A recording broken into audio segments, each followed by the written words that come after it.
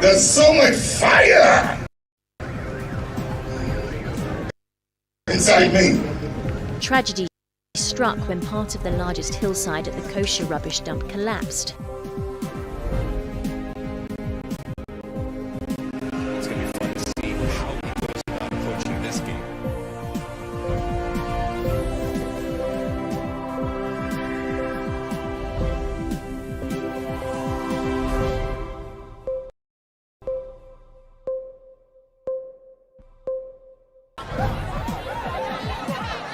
Powers and principalities.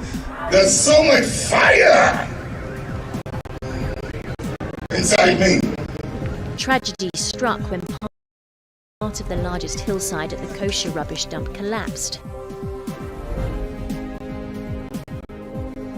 It's going to be fun to see how he goes about approaching this game.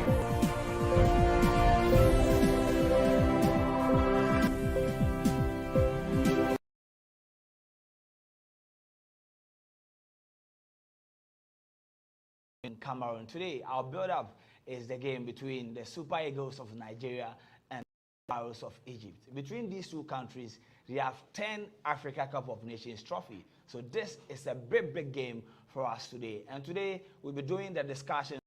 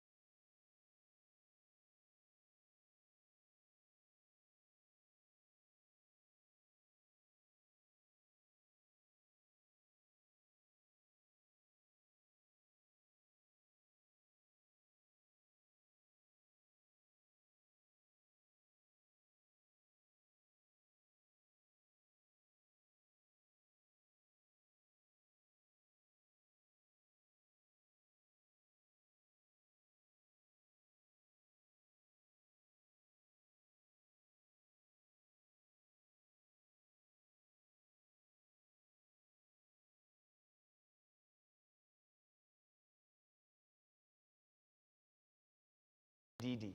In attack, we have Taiwo.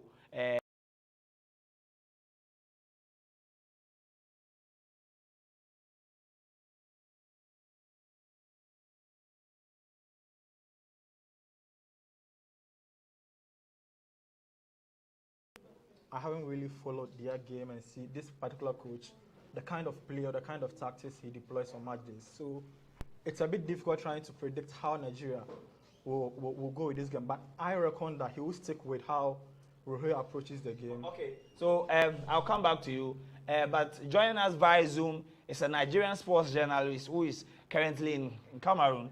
He joins us. Good afternoon, Ole Ido. Yeah, good afternoon to you. Great to be with you guys via this platform.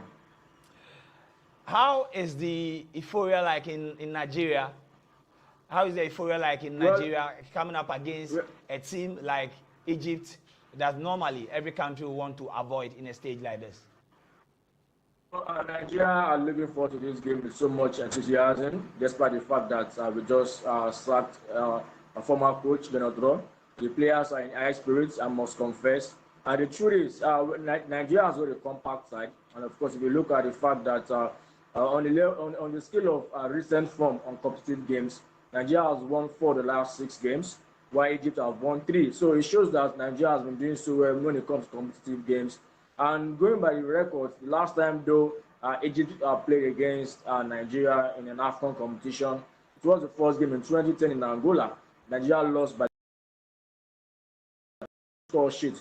But looking at this game today, this is the first game, and as you all know, Nigerian teams tend to get very cautious in their first game. Hopefully, they might eventually go win this game because they've got players that are actually ready to go. For the records, Nigeria is coming to this competition with at least 14 new debutants from the goalkeeper and, of course, the lineup outside Awoni, Samuel Chukwueze. So these are players that are ready to go, are ready to prove meant to. Yes, Nigerians will be meeting a couple of players like Ojoni Gallo and, of course, Victor Osimhen. But like you know, Nigeria has gone strength in depth of players all over the world. And, of course, the coach talking about Erezo Eguavon has been able to put up a good side from both the goalkeeping aspect to the striking option. And the truth is, these players have been the prosecuted national team engagement from Afcon qualifiers to World Cup qualifiers. So we're looking forward to a fantastic game. A lot of people have talked about Mo Salah. Mo Salah. The Egyptian national team is not about Mo Salah. And let's not forget, this Egyptian team are just coming over a renaissance because they lost team in Africa, like when they won the Nations Cup 3 times back to back. Then under Hassan Shehatta, they've had issues having to sack their former coach and bringing on former Manchester United assistant coach Carlos Queiroz. So for this game, it's going to be a game of who wants it more. This is the first game. 3 points is all is being needed. But then again, we get to see what we find out there in Gaura. And the game that the winner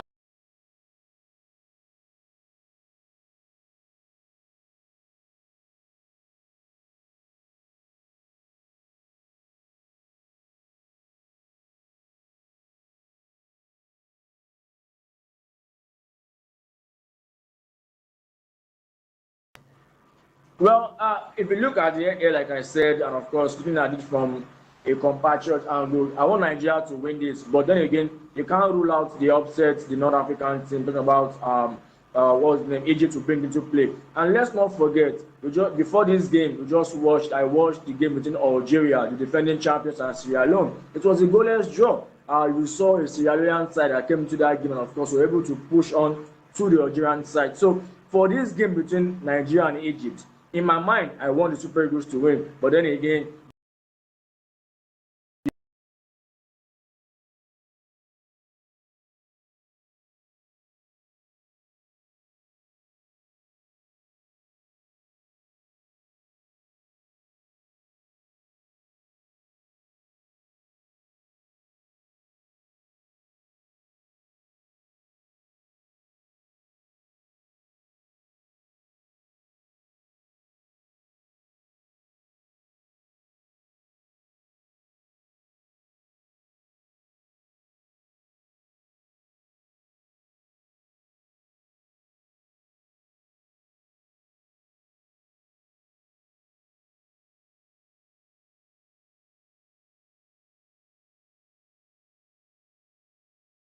of the 2021 Africa Cup of Nations. The show is proudly brought to you by Kempon Football Academy and Ice Gold Mineral Water. The players are already on the pitch singing their various national anthems, and this is where you see them showing their willingness to die for their nation.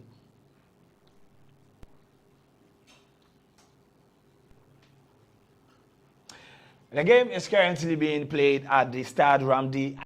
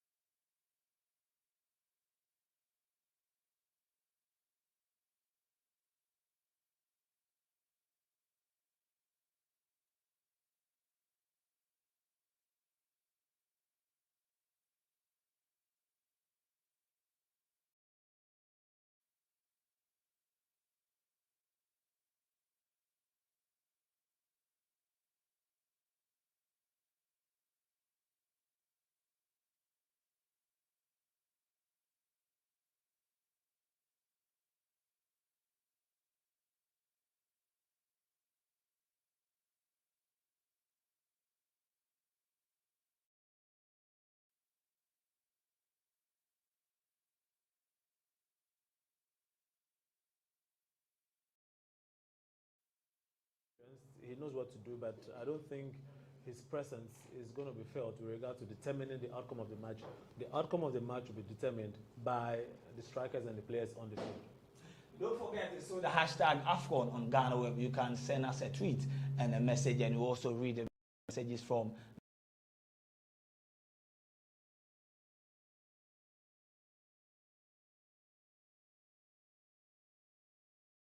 Academy and then Ice Gold Mineral Water. Send us a text on 0542156914. These two teams, the first time they met in the history of football was on 1st January 1960, and Nigeria won the game by 2-1. It was a friendly game. But the last time they met in the African Cup of Nations, it was a 3-1 victory for the Pharaohs of Egypt. And then we go to the Stade Ramdi Ajia, the home venue of Cotton Sports, the Garua. Egyptians playing for my rights on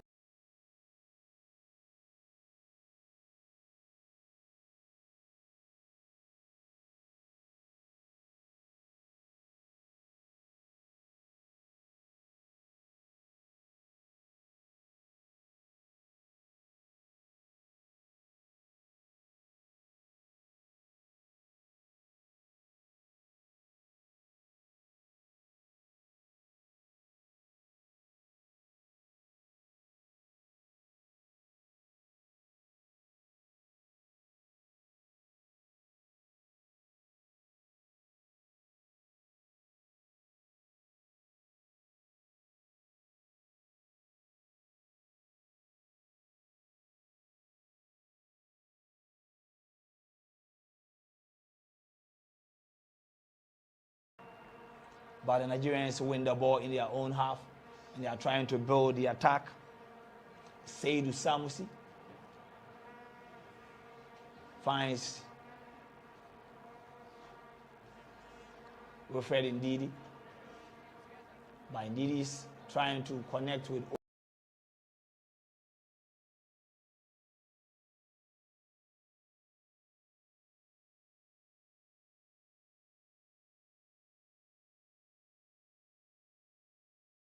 the Ramadan Trezeguet and Mohamed Salah on the flanks. What Nigeria have to do is to make sure they stifle the runs of those two wingers.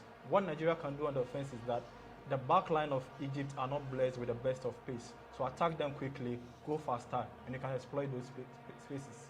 I mean, basically you could see from And the Nigerians are trying to penetrate the 18-yard box, but the attempt from Kelechi Iheanacho has been cleared to throw by Mohamed Hamdi. That was a good attempt from the Nigerian attacker wearing the jersey number 19.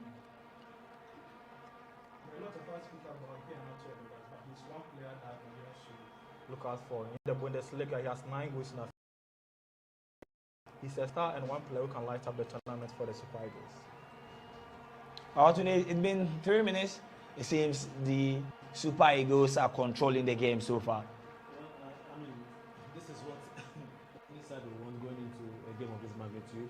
You know, like Perez said, the Egyptians are more or less trying to gauge the temperature of the game, and Nigerians are trying to push. What we want to do basically is to make sure we wear off the defensive of the Egyptians, and that is basically how the team has been set up. Samuel Chukwu is a Taiwo Awoniyi. These are guys who have speed, you know, and I believe it's working. The rivalry between Nigeria and Egypt dates back to 1960 when Nigeria secured a 2-1 victory in their first ever encounter. And while the Super Eagles will be seeking their 4th Afcon title, they must do it against the kings of African football. Egypt have won the competition on 7 occasions. In the last 2 decades, they did it back to back to back. 2008, they came to win the tournament here in Ghana. 2010, they beat the Black Stars in the finals in Angola. And that was under the leadership of the great Hassan Sheyata. The Egyptians, after that, didn't qualify for 2012, 2013, and 2015. But in 2017, when they bounced back, they were in the finals, but they lost to the indomitable Lions of Cameroon. And that was a revenge for Cameroon because they lost the 2008 final to the Pharaohs of Egypt. Arab Spring and it affected their football, but gradually they are back into it, and Mo Salah is arguably the most informed player in the world and is leading the team to glory. Egyptians made a first attempt, but a shot from Mahmoud Trezeguet was well handled by Maduka Okoye. William Trust Ekong back to Ola Aina. Nigerians are not in a rush to attack the Egyptians at all in Samuel Chukwueze. It is difficult for the Egyptians to handle the gentleman wearing the jersey number 19 for the Super Eagles. But Egypt wins the ball back. The Super Eagles are not the most technically gifted team, but you can see that they are trying to take their time, control the pace of the game, which is actually very, very important because you don't want to give the North Africans the space to operate, Egypt especially. So controlling the pace of the game is quite important for the Super Eagles and making sure they put the passes where they have to go and hit on a counter-attack with speed, obviously. Egyptian defender wearing the jersey number 25, Taufik, seemed to have injured himself whilst trying to win the ball from Simon. I think that's what the Nigerians will have to do a lot of time. Attack the flanks, make sure you push the right backs, pin them to the wall, and make sure they commit themselves. They take advantage of those chances. And that's what Nigeria in their wingers will be doing in this game. Simon and Chukwueze are going to be critical with regard to victory as it concerns the Super Eagles. Make sure you hit the Egyptians on the flanks. Wear them off. Make sure to hit the Egyptians from the flanks. Mohamed Salah, the only African who has been nominated for the FIFA Best Men's Award, had a very fantastic season with Liverpool. And just before this game, Mohamed Salah told the press that the comment from his club coach, Jurgen Klopp, describing the African Cup of Nations, the second oldest continental tournament in the world, as a little tournament in January, Mohamed Salah says that his coach was only making a joke. But that is something Africans all over the world are not ready to accept, as they still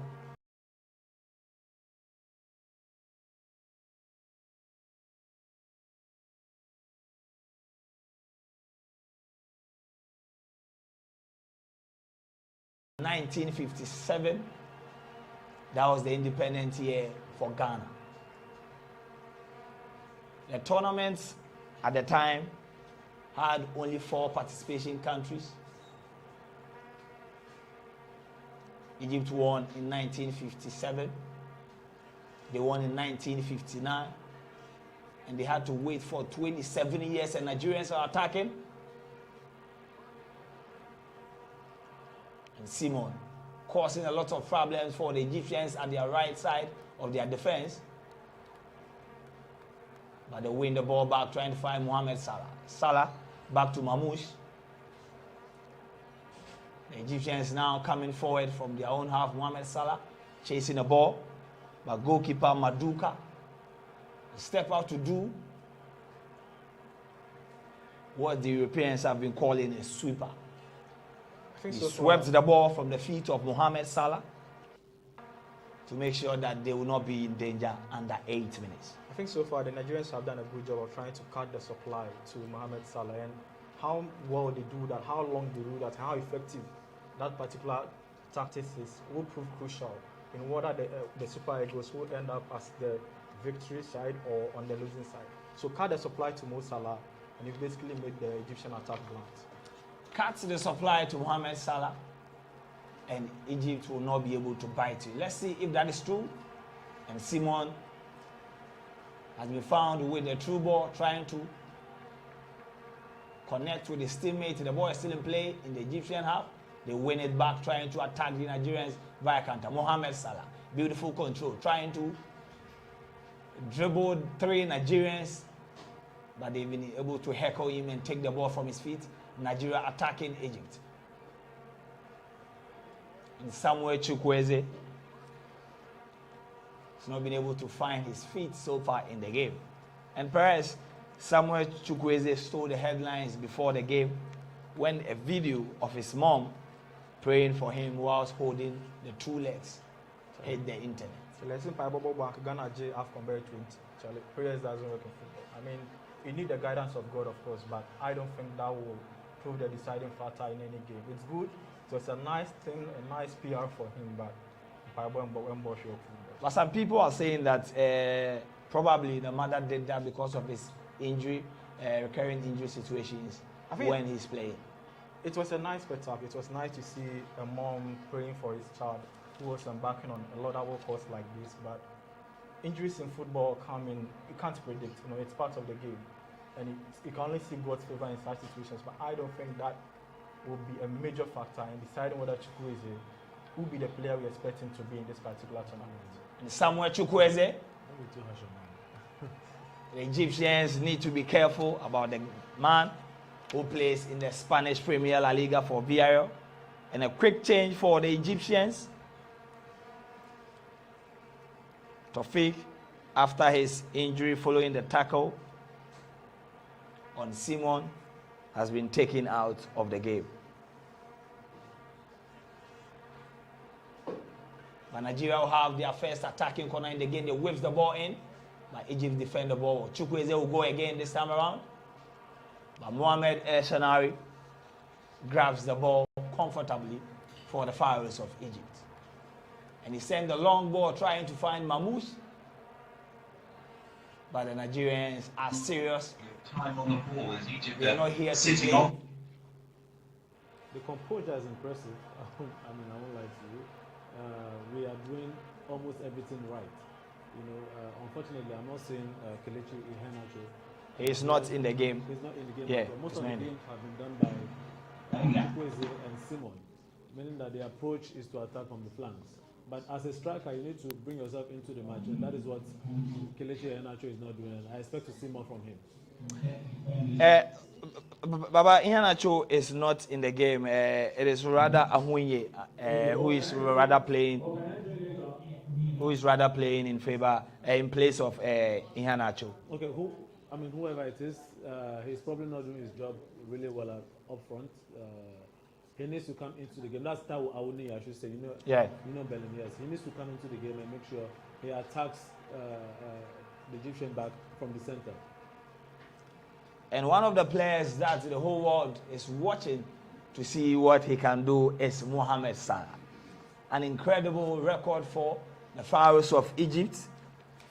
Salah made his Egyptian debut in 2011, and after 73 games, he has scored 45 goals. Whilst we commend the Nigerians for being able to stifle the Egyptians, I'm not sure we can say same for the Egyptians. I think they've allowed Nigeria a lot of space, a lot of time on the ball. The Nigerians have so far been the better of the two sides. And for a team that wants to win the Afcon, I think that Salah and Nigeria gives a loose ball to Samuel Chukwueze. And Chukwueze couldn't get the pass he wanted. And Egyptians are clear. Mahmoud Trezeguet, but goalkeeper Maduka comes forward to do the needful. Mahmoud Trezeguet. These are the sort of mistakes we need to avoid. These teams are technically gifted. If you make a mistake, they will definitely capitalize on them. So Omero and William, they need to be careful with their defense. They need to be careful because this is an Egyptian side with two quick attackers in Mohamed Salah and Mahmoud Trezeguet.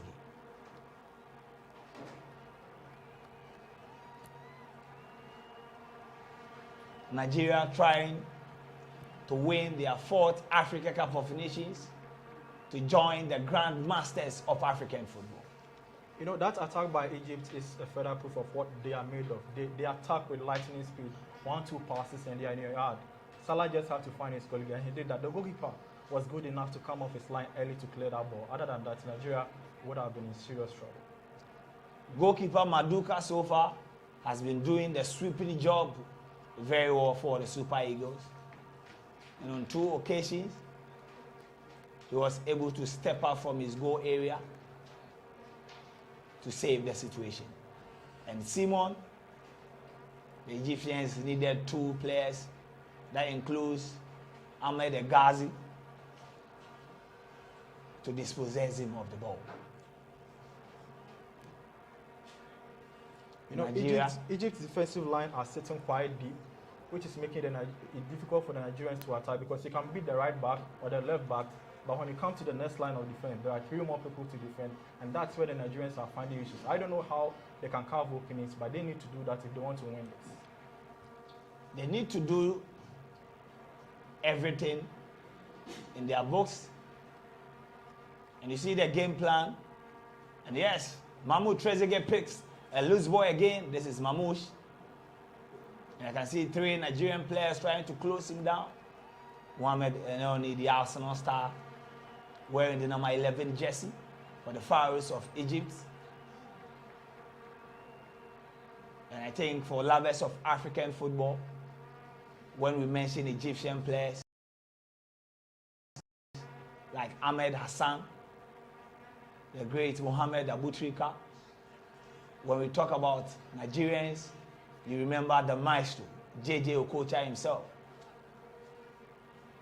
For me, I think Abutrika is the greatest ever player, never to have played in Europe. Okocha, for me, is the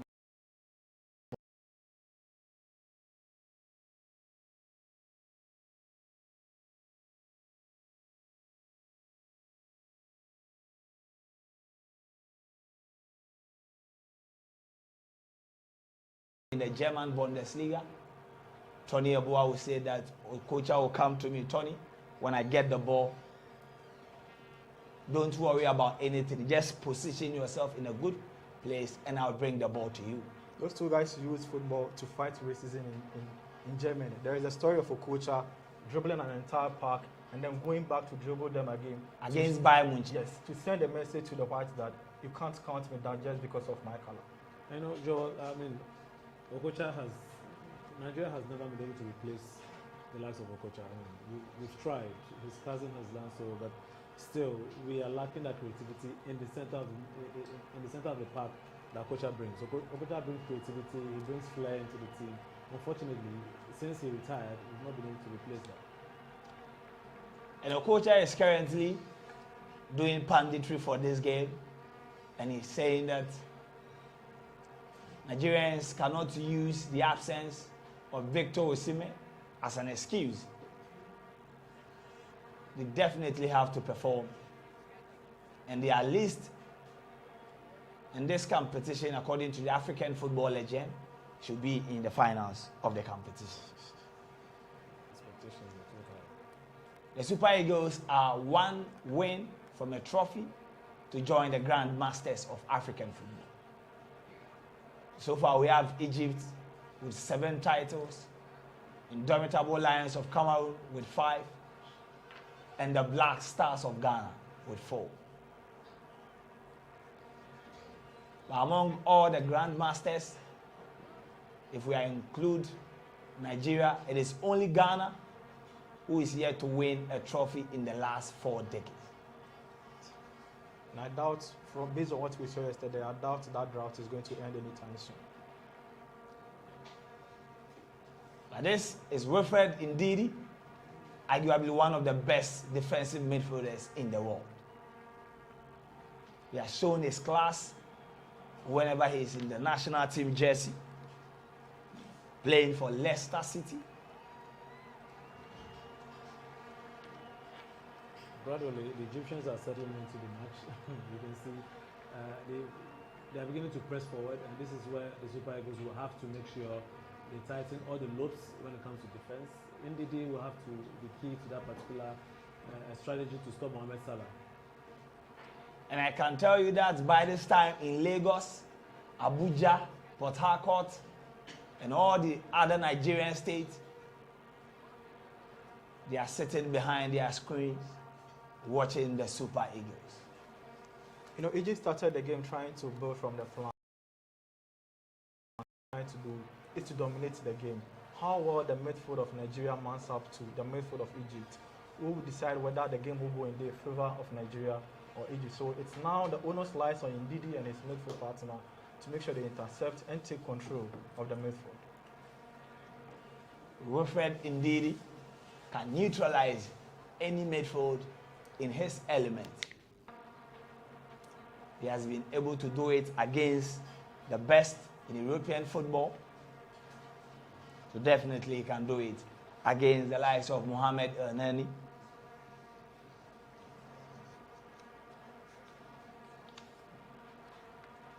The GhanaWeb coverage of the Afcon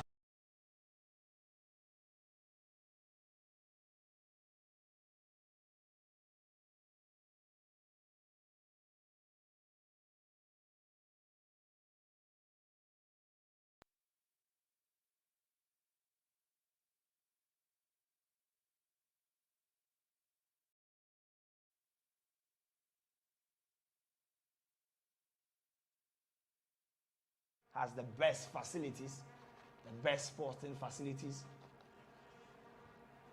the best technical brains to nurture young talent for the future Black Stars. We've done 21 minutes of action, Perez, and it's still goalless. No decent chance so far, apart from the scare from the Egyptians, and Maduka did his job to keep the scoreline.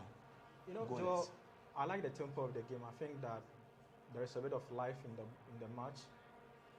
Both teams attack quickly.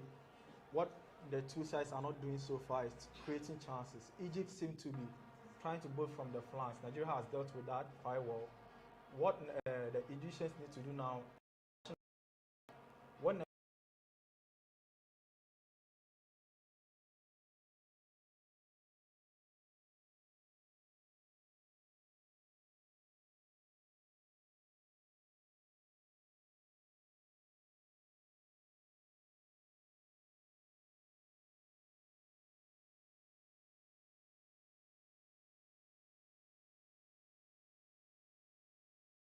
the top scorer is Vincent Abubakar, 29-year-old Vincent Abubakar.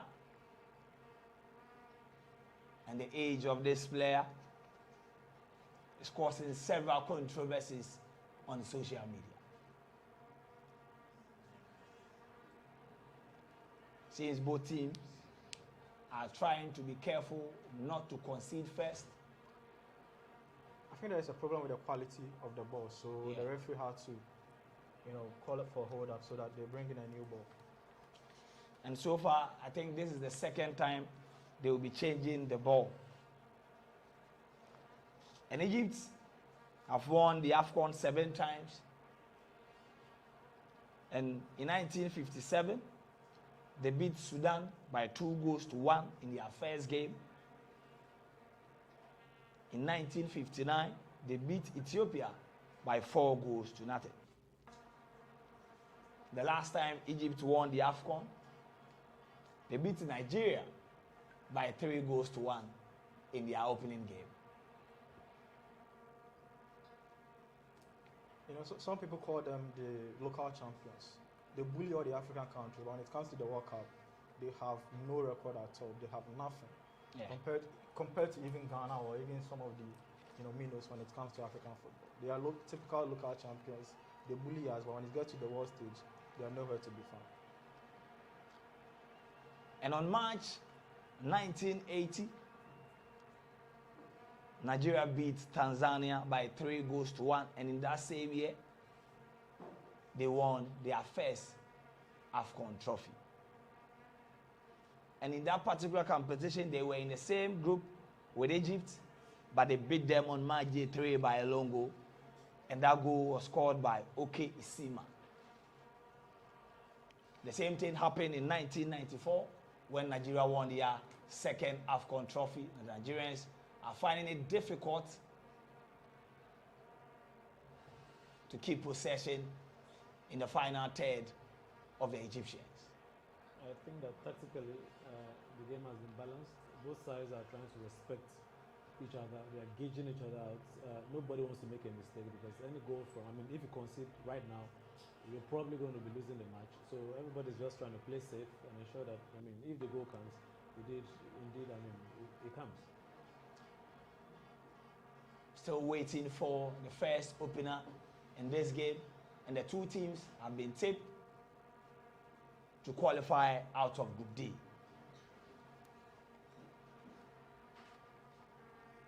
And Nigeria, like Egypt, also have a former player who won the Afcon as a player and a coach.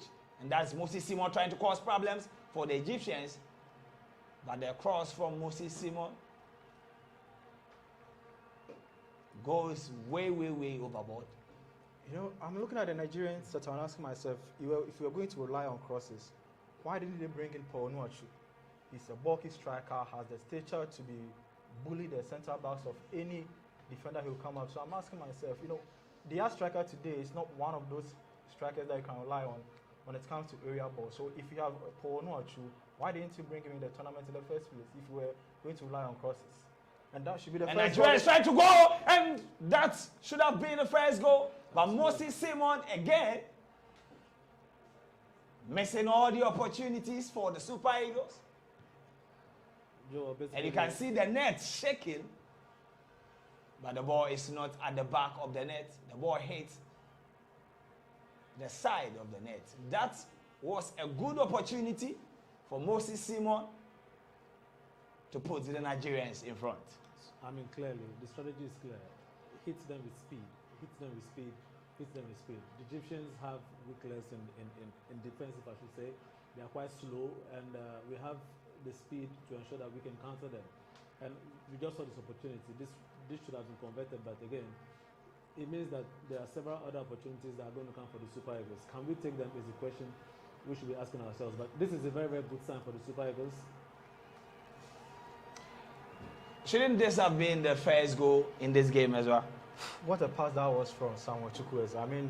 He glided himself through and slide through a pass to Simon, who for me should have, taken another touch, try confuse your markers before releasing the ball with your right instead of going with his weaker foot. I think that would have worked.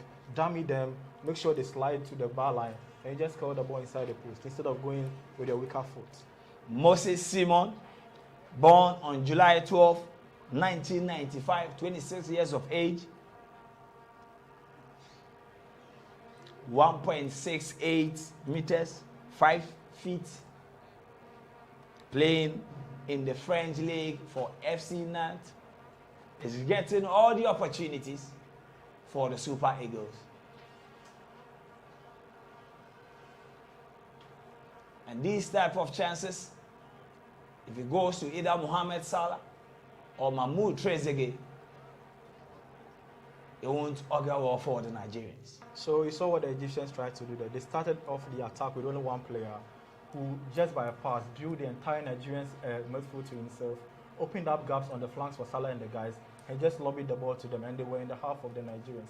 That is the plan they are going to use, and that's what Nigeria must be on the lookout for. Nigerians should be careful if you get the opportunities to take them. And Wilfred Ndidi trying to set up Moses Simon, but goalkeeper Esha now will step out to calmly take the ball. Egypt to start the build-up again with Mohamed Nani wearing the normal jersey 11, and he has been boxed in the midfield so far by Wilfred Ndidi. I think for Ndidi, when it comes to central midfield, maybe the only African player who comes close or who is perhaps a bit above him will be our very own Thomas Partey, who unfortunately was the one who gave away a goal against Morocco yesterday. The coverage is powered by Kempon Football Academy and Ice Gold Mineral Water.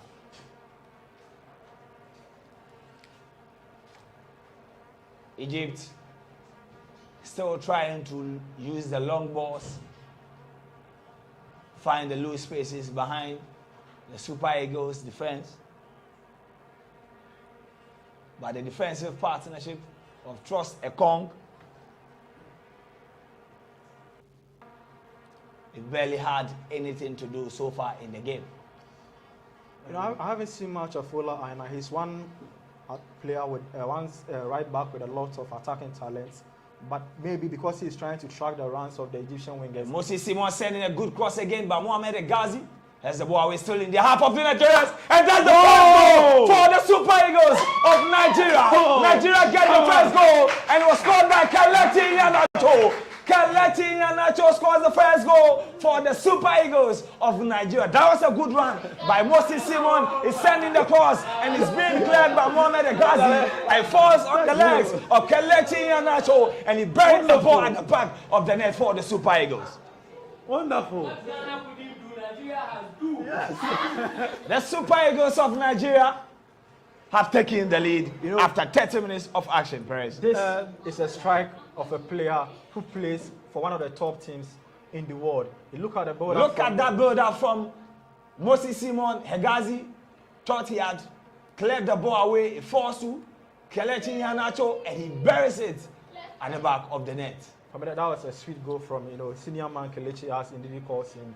A strike of someone who merits a place in the Leicester City stand, and that's a good goal for Nigeria. Now they have the analysis in front. How will they defend? Can they build on that? That's the question. Joe, this tells you don't really need to make mistakes. I mean, if you make a mistake and a world-class striker capitalizes on it, you are definitely going to get punished. I hope William and Omeru are taking no mistakes in this particular fixture. And in the history books, the Nigerians are going again. Nigeria now getting the momentum. Samuel Chukwueze. Whenever he get the ball, he's being surrounded by 3 or 4 Egyptian players. The Nigerians going again. Egypt win the ball back. But Kelechi Iheanacho and going is the young man Ola Aina trying to send it across. But the Egyptians have been able to block it. And they are still trying to use the long balls. And Egypt picks up a loose ball again. Mohamed Salah wins an attacking throw-in for the Pharaohs of Egypt. Baba spoke about not making mistakes in your half, and that's what the Nigerian defenders just did. That Salah nearly capitalized on and made something out of it. They need to make sure they cut down this mistake, especially when you are coming up against a player like Mo Salah. They need to limit their mistakes when facing a player in the caliber of Mohamed Salah. He scores with ease. and he's being tipped to win the FIFA Men's Award as he is competing with Lionel Messi and Robert Lewandowski. Joel, this is the time for the Nigerians or the Super Eagles to go for another goal. Because now the Egyptians feel they want to attack. They want to retaliate, making them obviously don't make mistakes.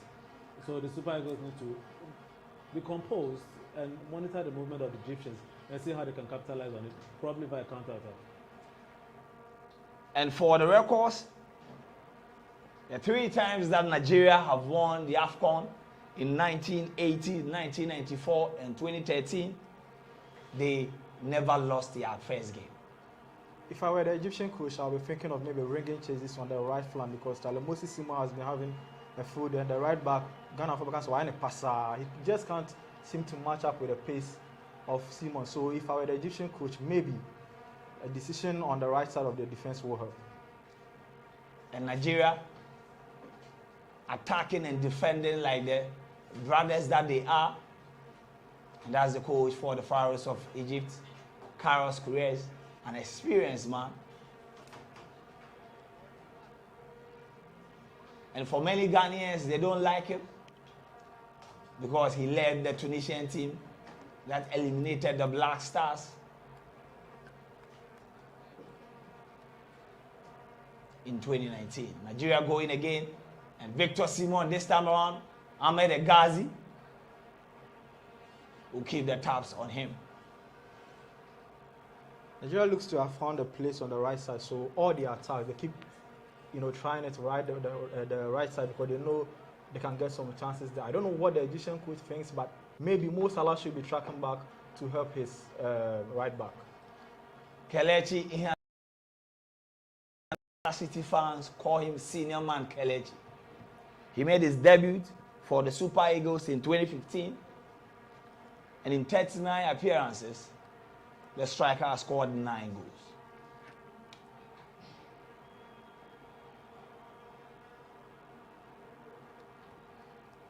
And if you go on Facebook, we're streaming live. Nigerians are stating that they are leading by a lot.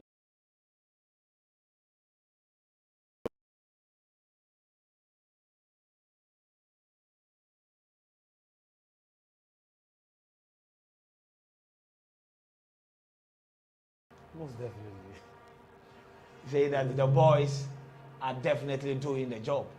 I think that in as much as Nigerians will be happy now, I mean, they don't want to celebrate too early because the Egyptians, we know how they can just spring up surprises and you are caught flat-footed. So, I mean, we're just going to study the game, see how it goes. Hopefully, the team can hold on to this particular goal. If not, they just stop it up. If Moses Simon is being more efficient for the Super Eagles, probably they would have been leading by 3 goals after 35 minutes of action. I think he's been lively. He's been causing them a lot of problems. The final ball seems to have been the issue. He needs to work on that. He needs to perfect that. Make sure if you're giving a cross, it's an inch perfect cross that gets to the very person you want it for, not just fly the ball, especially when you have Egyptian defenders who by height are very tall. I think we should also commend Augustine Eguavon for his strategy and the tactics moving into this particular game. He knew the Egyptians were weak at the back, and that was why he introduced pace in the likes of Chukwueze, Iheanacho, Awoni, and Moses Simon. And clearly, it's giving the Egyptians something to think about because now they don't have the freedom to attack. They don't have the freedom to attack because the midfield partners for the Super Eagles are doing a good job on the Egyptians. Wilfred Ndidi is acting as the box-to-box man, winning all the ball, and he is everywhere for the Super Eagles. We've not seen much of Aribo wearing the jersey number 10 for the Super Eagles, but Wilfred Ndidi is doing the job for him. And Egypt now pushing the Nigerians back to their goal area. And they are trying to get all their balls to Mohamed Salah at the edge of the box. But the Nigerians are going again. Kelechi Iheanacho in a midst of about 5. And this can be another dangerous one. Joel, I've said it several times. If you make a mistake, you'll be punished for the mistake. Clearly, this was going to be another goal, but again, the Egyptians were able to cover their tracks. Clearly, this match is something that both teams are quite experienced. Both teams know what they want. Both teams have the quality to score goals, so no mistakes in this particular fixture. No mistakes in this particular game. And had Kelechi gotten the pass through, probably the Super Eagles might be leading by 2 goals to nothing. You know, I'm surprised he went for that option because Chukwueze was flying down the left. He just had to exercise a bit of patience and then lay the ball to him instead of going with Simon. But maybe I'm here so I can see it from that angle, but he's on the field and he couldn't see the run. And Nigeria going again. Kelechi Iheanacho going again. And he's getting all the dangerous ball now by Chukwueze. With his left leg, Chukwueze penetrating the 18-yard box and finds Wilfred Ndidi. He can shoot with the left. But that was a good attempt and a good build-up from the Super Eagles. Wilfred Ndidi.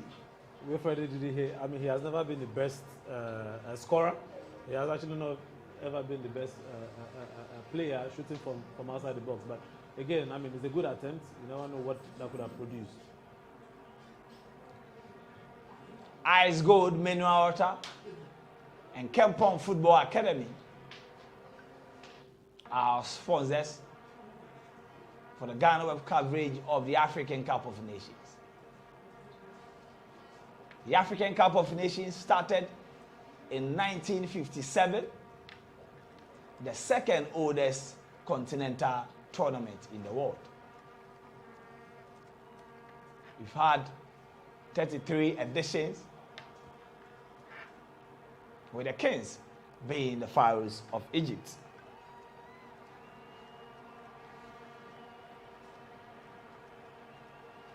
And so far, Egypt have not been able to find a way and bring in Mohamed Salah. As Salah has been kept well by Seydou Sanusi. And from Manasseh's perspective, I don't think I've been impressed with the output of Mohamed Enen. He was supposed to be the engine of the Egyptian team who controls everything in the middle and then tries to, you know, spreads the ball around and gives the pass to the attackers. I'm not sure I've seen much of him in the opening half because he, for a player who plays for us now, I expect more, and I'm not sure he's shown that today. And for some obvious reasons,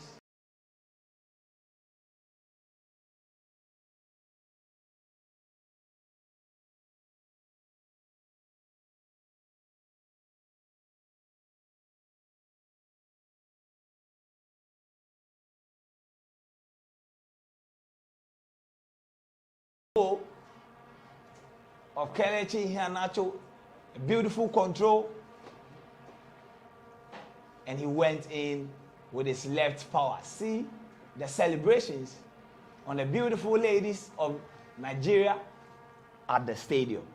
It was a well-taken strike. I mean, he left the keeper no chance to get a hand onto that for me, and that's what world class or world beaters or players in the English Premier League are boast of. Good first touch, then follows it up with an absolute power that flies into the net. Egypt are still pressing forward. And though the Nigerians are leading by a long goal, it seems majority of them at the start, Ramdi Ajia, are still not convinced as they are waiting for the second goal. And here we go again. Kelechi Iheanacho finds Simon, and Moses Simon goes for the kill. But goalkeeper Eshanawi grabs the ball with the too comfortable hands, and Egypt are building up again. Mahmoud wearing the jersey number 2 for the Pharaohs.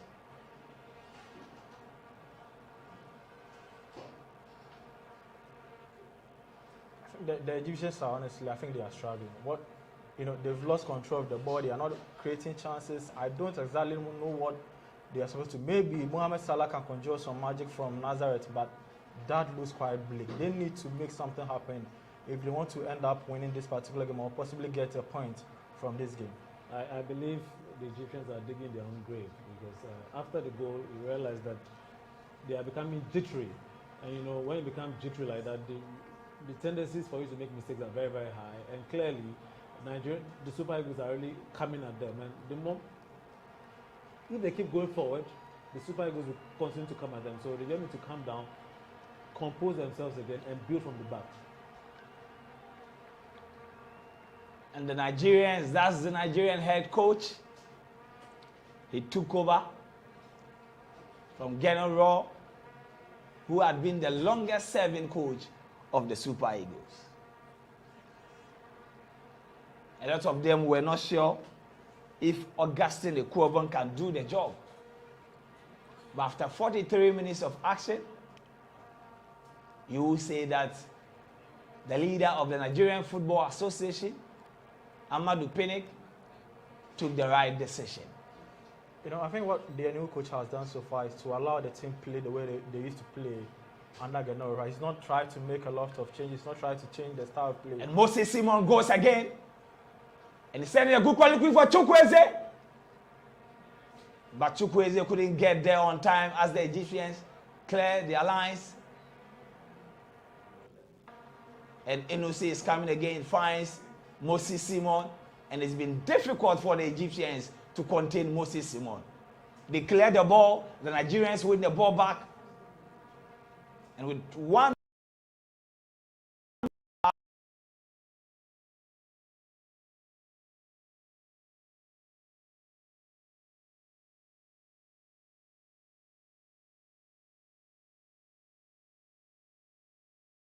telling the referee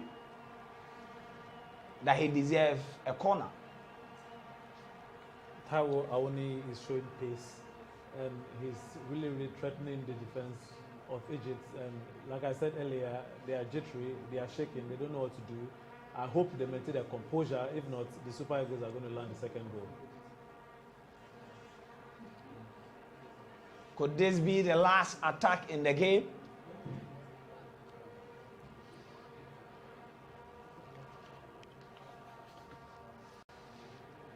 Nigeria game. And if referee Papa Gassama decided not to add any additional minutes,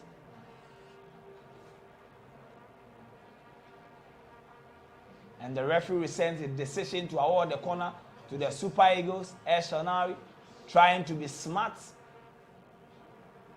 by his effort trying to find Mahmoud Trezeguet.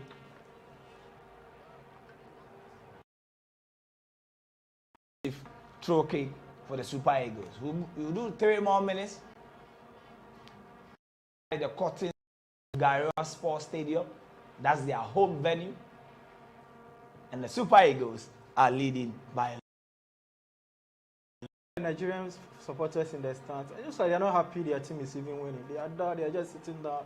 They should just wake up and cheer the team on. You have a lead against one of the best teams on the continent. Stand up, clap, and sing for your team. Jama.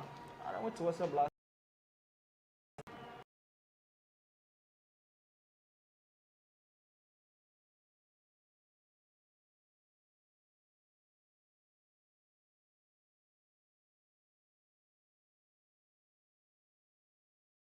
Samuel Chukwueze plays for Villarreal, Europa League winner. And if you monitor the conversations before the 2021 Europa League final with Villarreal, against Manchester United, a lot of United fans were praying that Samuel Chukwueze will not recover because they didn't see how Luke Shaw could handle Samuel Chukwueze. He became a star after the 2019 Africa Cup of Nations in Egypt.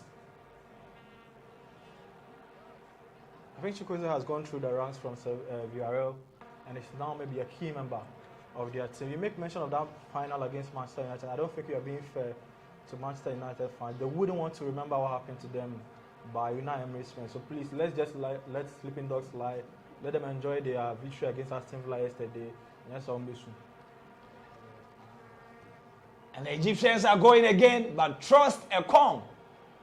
The name fits the gentleman. And so far, he has been doing a good job for the Super Eagles.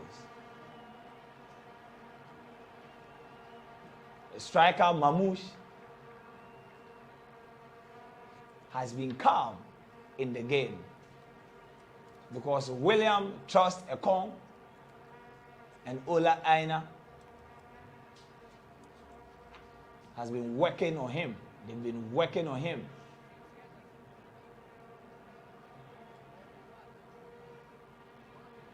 That's Augustin Ekwova with his white shirt. And that's the end of the first 45 minutes in the Group D first fixture between 7 times champions Egypt and 3 times champions Nigeria.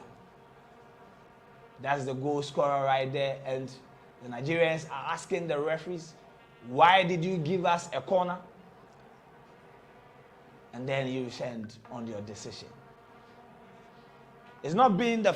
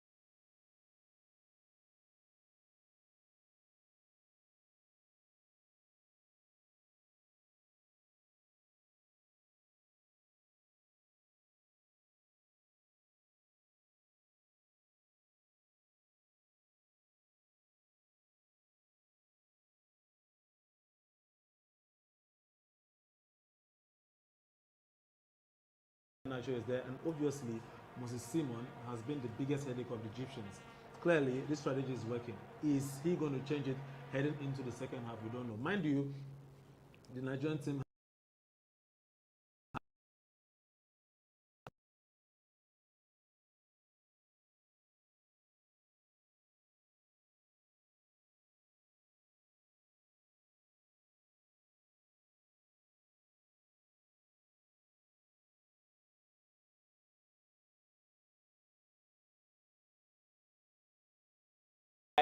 for 45 minutes. I think their job is cut out for them. Took over the midfield. For me, I think that's what the Nigerians have done so far. The strength of both two teams is their flanks, is their wingers. What the Nigerians have as an added advantage is in the person of Wilfred Ndidi, who has stamped his authority in the middle and is not allowing the Egyptians to dominate the game. So you realize Mohamed Elneny, who is the fulcrum of the Egyptian midfield, does not get the ball enough to be able to spread it to the wingers. So Salah and Trezeguet most times have to drop deep to the center line and fetch the ball themselves. So what they need to do is step up in the midfield, try capture play, and for their fullbacks, the wingers should track back and help them, because Salah, for instance, I'm not sure I've seen him go beyond the center line. And you realize Simon is having a field day on the right flank because who he's comfortable with, and he's causing the havoc. So for Egypt, take control of the midfield. Mohamed Elneny, you've played for Barca, played for Arsenal. This might be his 5th or 6th Afcon. Step up, match up what Ndidi is offering, and make sure you create chances for the likes of Salah and the guys to feed on. Joel, unfortunately, he can't take charge because you are playing against one of the best midfielders. Okay. So he can't. Basically, I think that what the Egyptians can do is to play the long balls.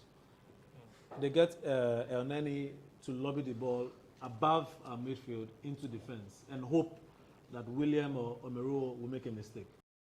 That could probably be their only chance.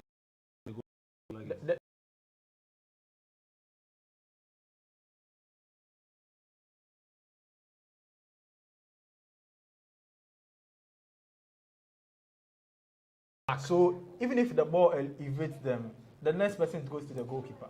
So it will take maybe something special. They need to hope for a mistake. Maybe. They need to hope for a mistake. They need to wait for a mistake, and that's the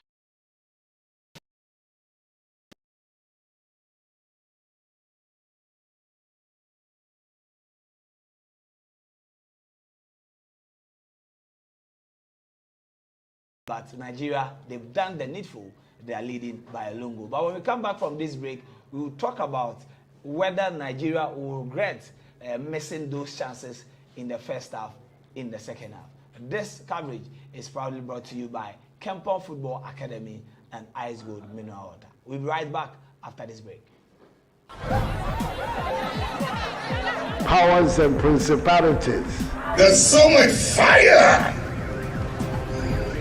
inside me. Tragedy struck when part of the largest hillside at the kosher rubbish dump collapsed. It's going to be fun to see how he goes about approaching this game.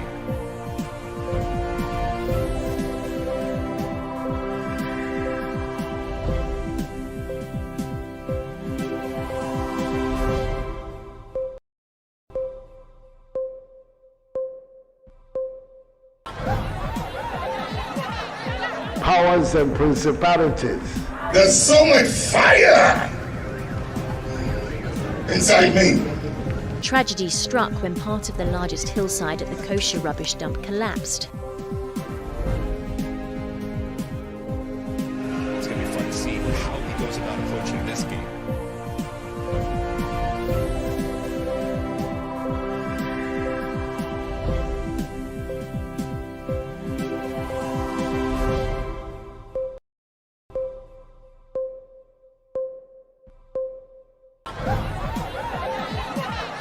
Powers and principalities.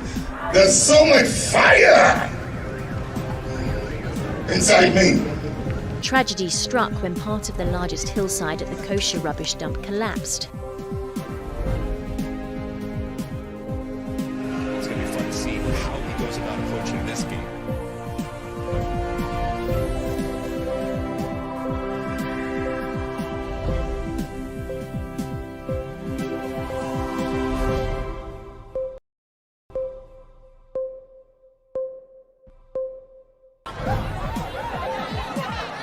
Powers and principalities.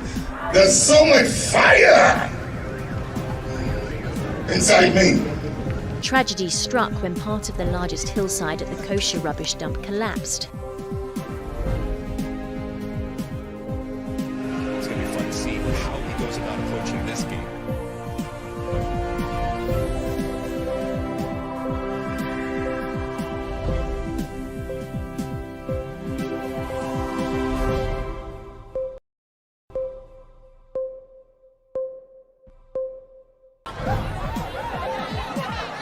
Powers and principalities. There's so much fire inside me. Tragedy struck when part of the largest hillside at the kosher rubbish dump collapsed. It's going to be fun to see how he goes about approaching this game.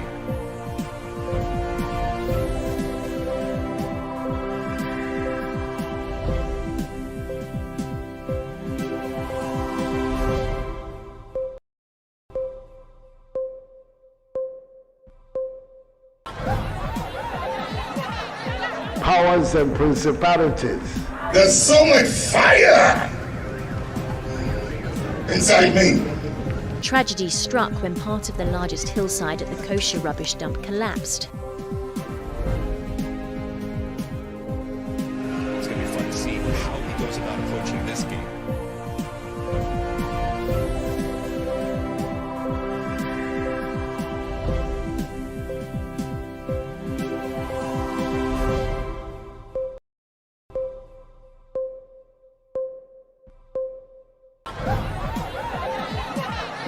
Powers and principalities.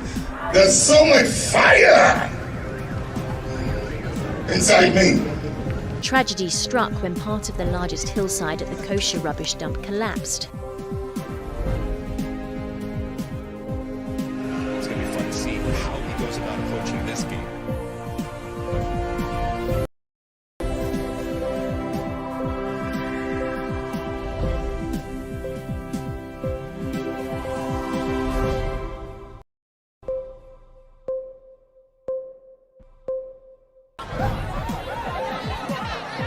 powers and principalities. There's so much fire inside me. Tragedy struck when part of the largest hillside at the kosher rubbish dump collapsed. It's going to be fun to see how he goes about approaching this game.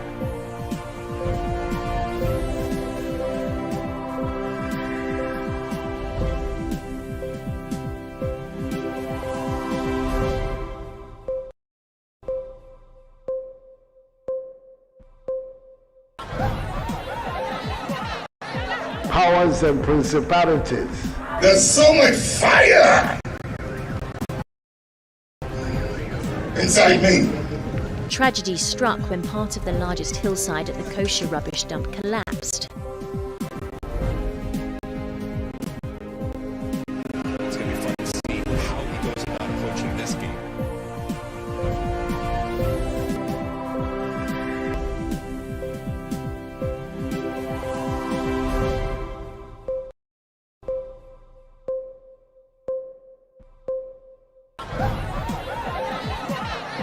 Powers and principalities. There's so much fire inside me.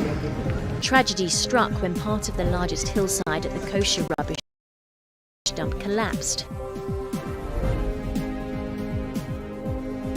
It's going to be fun to see how he goes about approaching this game.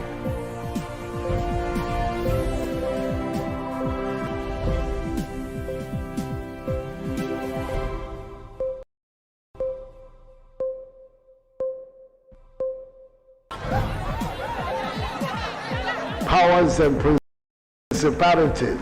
There's so much fire inside me. Tragedy struck when part of the largest hillside at the kosher rubbish dump collapsed.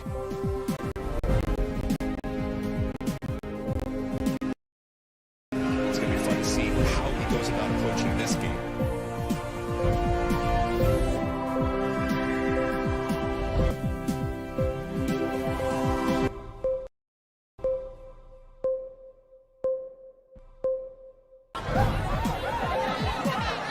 Powers and principalities. There's so much fire inside me. Tragedy struck when part of the largest hillside at the kosher rubbish dump collapsed. It's going to be fun to see how he goes about approaching this game.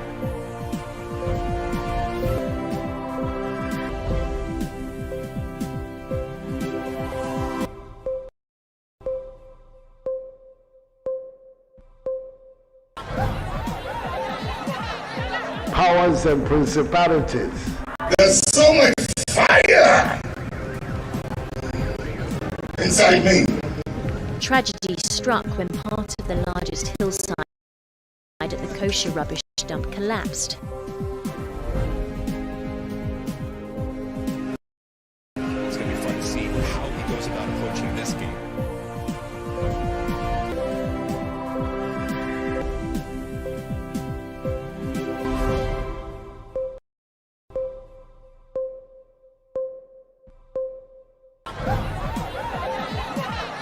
Powers and principalities. There's so much fire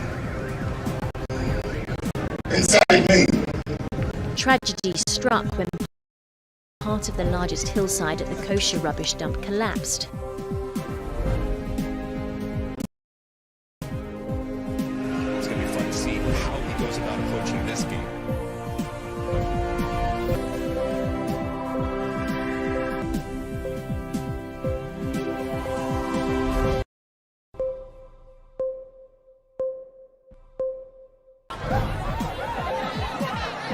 Powers and principalities. There's so much fire inside me. Tragedy struck when part of the largest hillside at the kosher rubbish dump collapsed. It's going to be fun to see how he goes about approaching this game.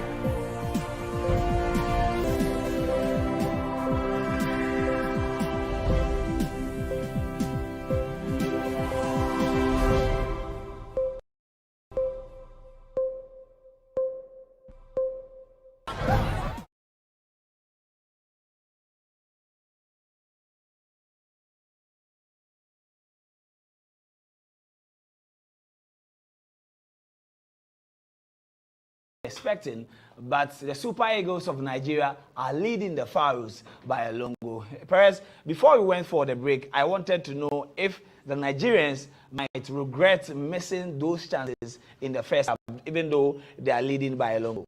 I think in football, whenever you fail to take advantage of your chances, it comes back to haunt you. Nigeria created a lot of them in the first half. Moses Simon, Samuel Chukwueze, Kelechi, all of those guys had enough chances to at least make sure that the Super Eagles went into the break with 2 or 3 goals, but they couldn't take advantage of those chances. You look at the Egyptian attack, and there is Trezeguet, there is Salah. These are players that when you give them 1 out of 2 chances, they are going to take it. So you don't have to be fluffing your opportunities when they come your way, especially when you're against world beaters like Trezeguet and Mohamed Salah. So I pray Nigeria do not get to regret this later, because in football, normally, when you don't take care of your chances, it comes back to haunt you. And I'm not sure Baba and his people in Nigeria, in Lagos and the other parts of Nigeria will be happy if the Egyptians come back into this game and Salah conjures some magic. Of course, it's Mohamed, so Mohamed can conjure some magic from heaven. So maybe Egypt can follow him, but Nigeria need to take care of their chances. You have your noses in front. The Egyptians seem to be lacking ideas. They are creating the opportunities. Take care of them and make sure you put the game to bed as early as maybe the first 15 minutes. Then the rest become a formality. All right, so Baba, first half, I think we're also complaining about the responsibilities Simon was supposed to do on the pitch, even though the first goal came from him. What do you expect from the Super Eagles in the second half? I mean, I expect the same composure from the Super Eagles. I expect the same pressing game from the Super Eagles, more especially from the defenders, because now the Egyptians are like wounded lions. So obviously, I imagine Carlos Queiroz should tell them, you guys, we can't lose this game. We can't lose this particular fixture. This is a very, very important game. We need to win it. How do we get the goals? Meaning that Mohamed Salah and Trezeguet are going to be overhyped, which also means that there's going to be more pressure on the Nigerian defense. So I expect a lot of composure from the captain, Williams, and Omero in the defense. Once they can guarantee the attack and the midfield the composure, then we can move forward. But mind you, the Super Eagles will have a lot of firepower on the bench. So I think the Egyptians will also be wary of the threat of Umar Sadiq, Ahmed Musa, and the likes of them. So Carlos Queiroz will tell them, okay, you can go and attack, but then again, you need to be careful of the space and the gaps you're leaving behind. All right, so we'll see what the two teams will be bringing on board in the second half as referee Papa Gassama gets us underway at the home venue of Cotton Sports, the Garua, Egypt. They are now playing from my left to my right from commentary position, whilst the Super Eagles this time around will be scoring on my left. The Egyptian coach has brought on an attacker midfield, and that's the message is quite clear. Go attack and try to create chances, and maybe try to make a goal if you can. Egypt trying to utilize Mohamed Salah, but Zaidu, who plays for FC Porto in the Portuguese league, have been doing a good job on Mohamed Salah, together with Trust Ekong and Ola Aina. And Wilfred Ndidi, he has been everywhere, just like N'Golo Kante did in the game against Liverpool. Wilfred Ndidi wins the ball back as Egypt were trying to attack the Nigerians. And Samuel Chukwueze sends in a good ball, was trying to look for Kelechi Iheanacho. But the gentleman wearing the jersey number 15 for Egypt intercepted the ball, and Nigeria will have the first corner kick inside the second half. Samuel Chukwueze has not been himself. I mean, we know his pedigree at Villarreal, and he hasn't been able to push the Egyptian defense from that particular angle. Most of the job has been done by Moses Simon. I expect him to put in the effort in the second half. And he whips in the ball, but the connection from Zaidu goes off target. That was a good chance for Nigeria to double their lead in the game.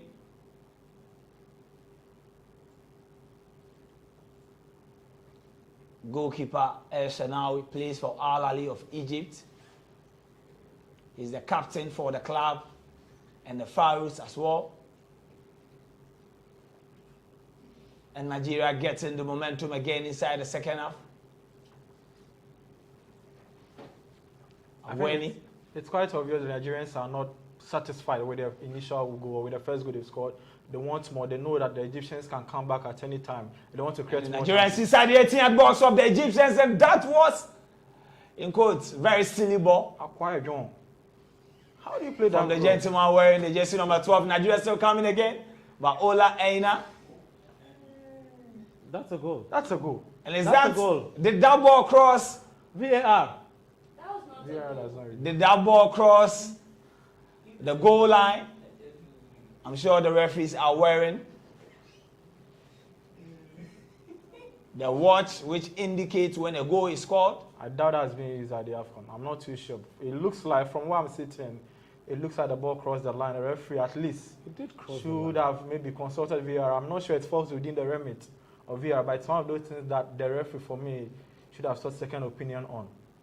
Zaidu making things difficult for the Egyptians. He was able to take on two players, and Moses Simon is doing it again. And we are still looking, and we see the highlights of that ball, and the referee made the correct call. Yes. And the Egyptians were even questioning the referee why he didn't award a goal kick for them, because the cross from Ola Aina crossed the line. And Nigeria coming again, Ola Aina. And Ola Aina trying to look for Trust Ekong.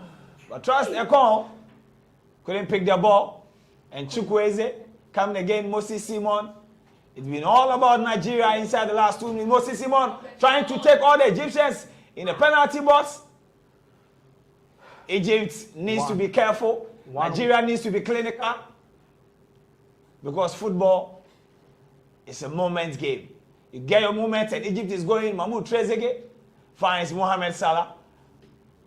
And Ola Aina and Trust Ekong combine to win the ball from Salah. Egypt wins it back. Mahmoud Trezeguet is in a very good position to shoot. Wilfred Ndidi has closed him down. Trezeguet still at the goal area. And Mahmoud swinging a pass, trying to look for Mamouche, wearing the 14 jersey for the Pharaohs of Egypt.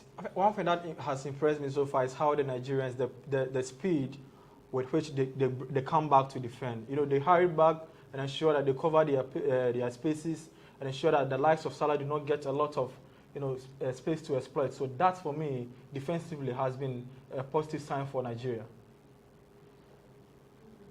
That's a positive sign for Nigeria. They've been the better side after 5 minutes inside the second half.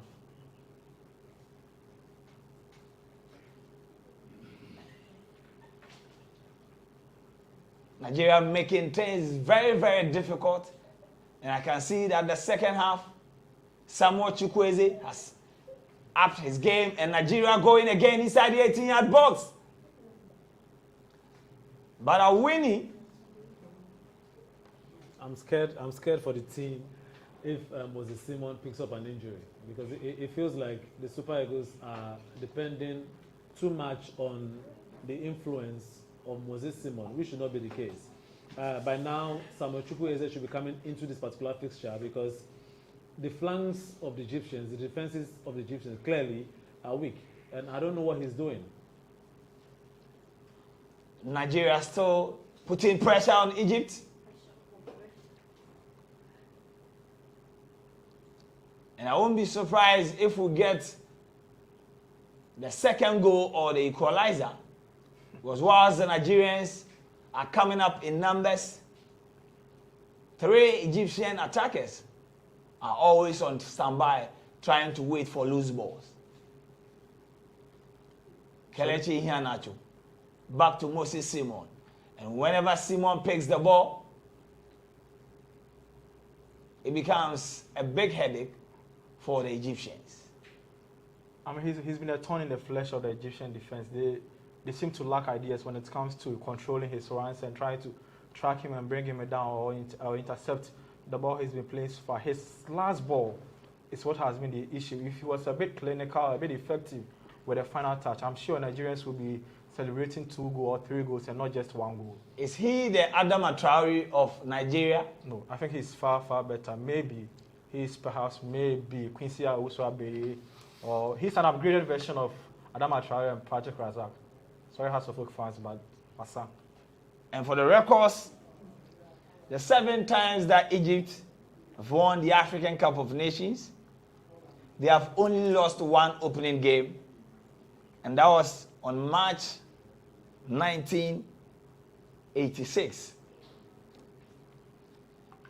So for the lovers of the Pharaohs of Egypt, even if they lose this game, they still have a long way to go in the competition. Like the Black Stars, who we're hoping can break the 40.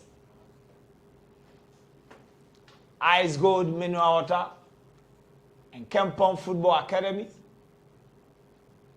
And you see what the Nigerians have been doing to Mohamed Salah?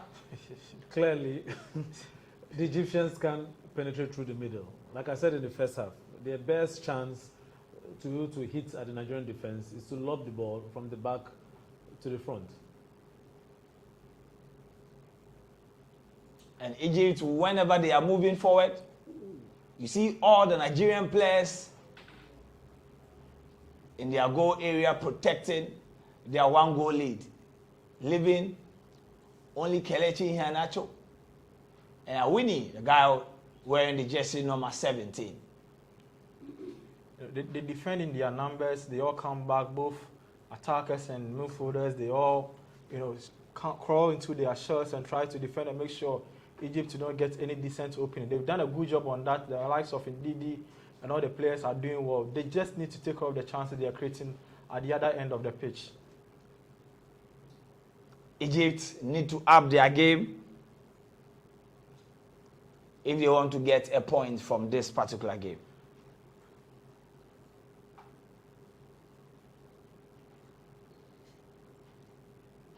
And Mohamed Salah has been a mere passenger in this game.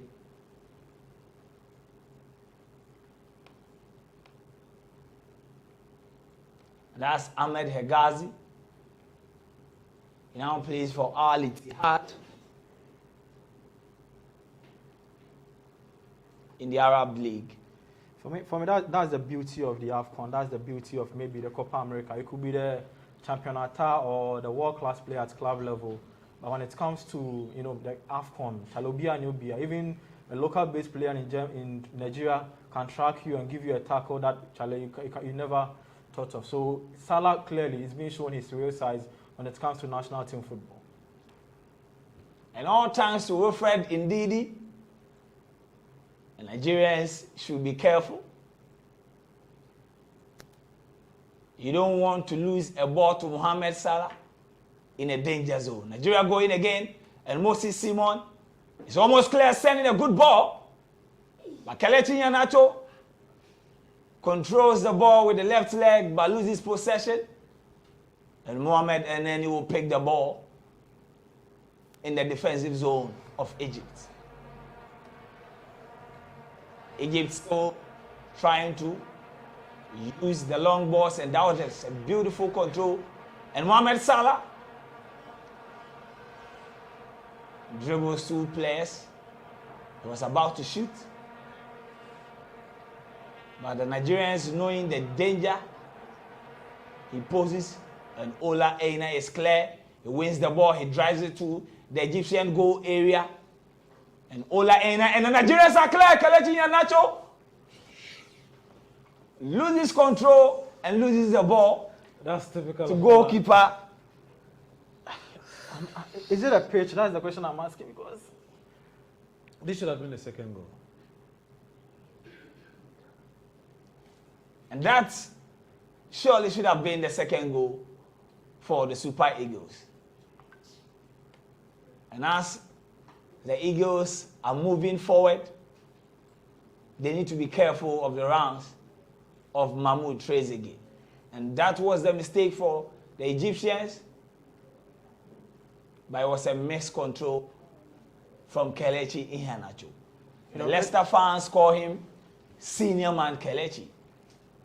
And Ramadan Sobi and Zizou are being introduced in the game by coach Alan Girez. You know, Joel, I think Augustine Eguavoen should start thinking about introducing a false nine. I think that Kelechi Iheanacho is quite tired. Taiwan Auni as well is tired. Bringing in Ahmed Musa as a striker or Prison as a false nine will probably do the magic. He's coming in with fresh legs. He's coming in with the experience. We need to tone down on the aggressiveness of this particular thing. Nigeria have to start wrapping up the game and take their chances. And Zizou, who just came, have gotten one over Zaidu, who kept the taps on Mahmoud Trezeguet. Ramadan Sobi has also been introduced. Ghanaians remember him very well. Because in the under-23 game against the Black Stars, Black Meteors, Ramadan showed his quality and why he's the leader of that Egyptian team. And Nigeria breaking up. But the Egyptians are now also meeting them with the same aggression. And Mohamed Ashraf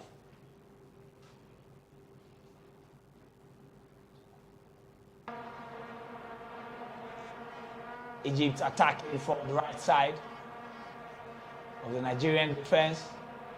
Now they are controlling the game.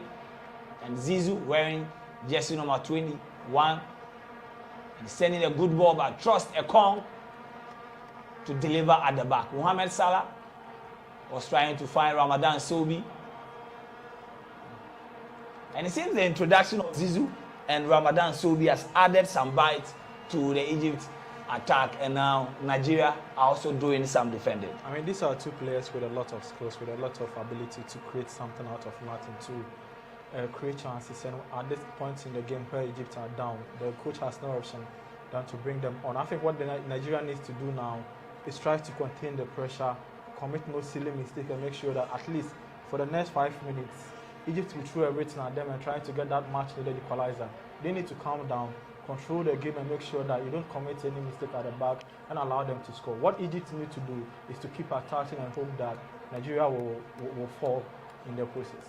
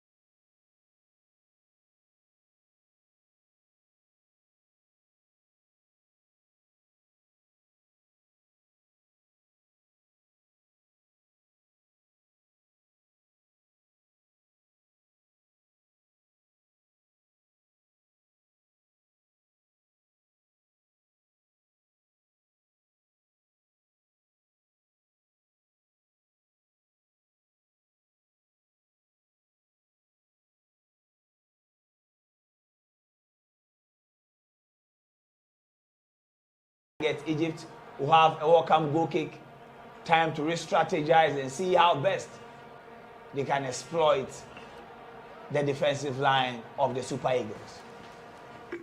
I'm looking at the crosses flying in from the left and right of the Nigerian attack, and I'm thinking of Odion Igalo licking his lips and saying, "What is a Mumanka? This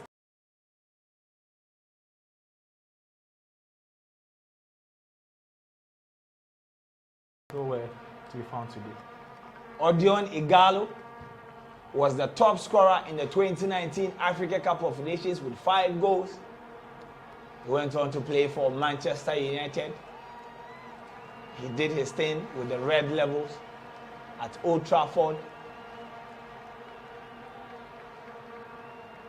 But he's been missing due to injury. Ola Aina is also gradually winning the battle over Ramadan Sobi, who was just introduced in the game about 5 minutes ago. Zizou picks the ball at the right side of the Egyptian attack, and Egypt is going against Zizou inside the 18-yard box, trying to find Ramadan Sobi at the far corner.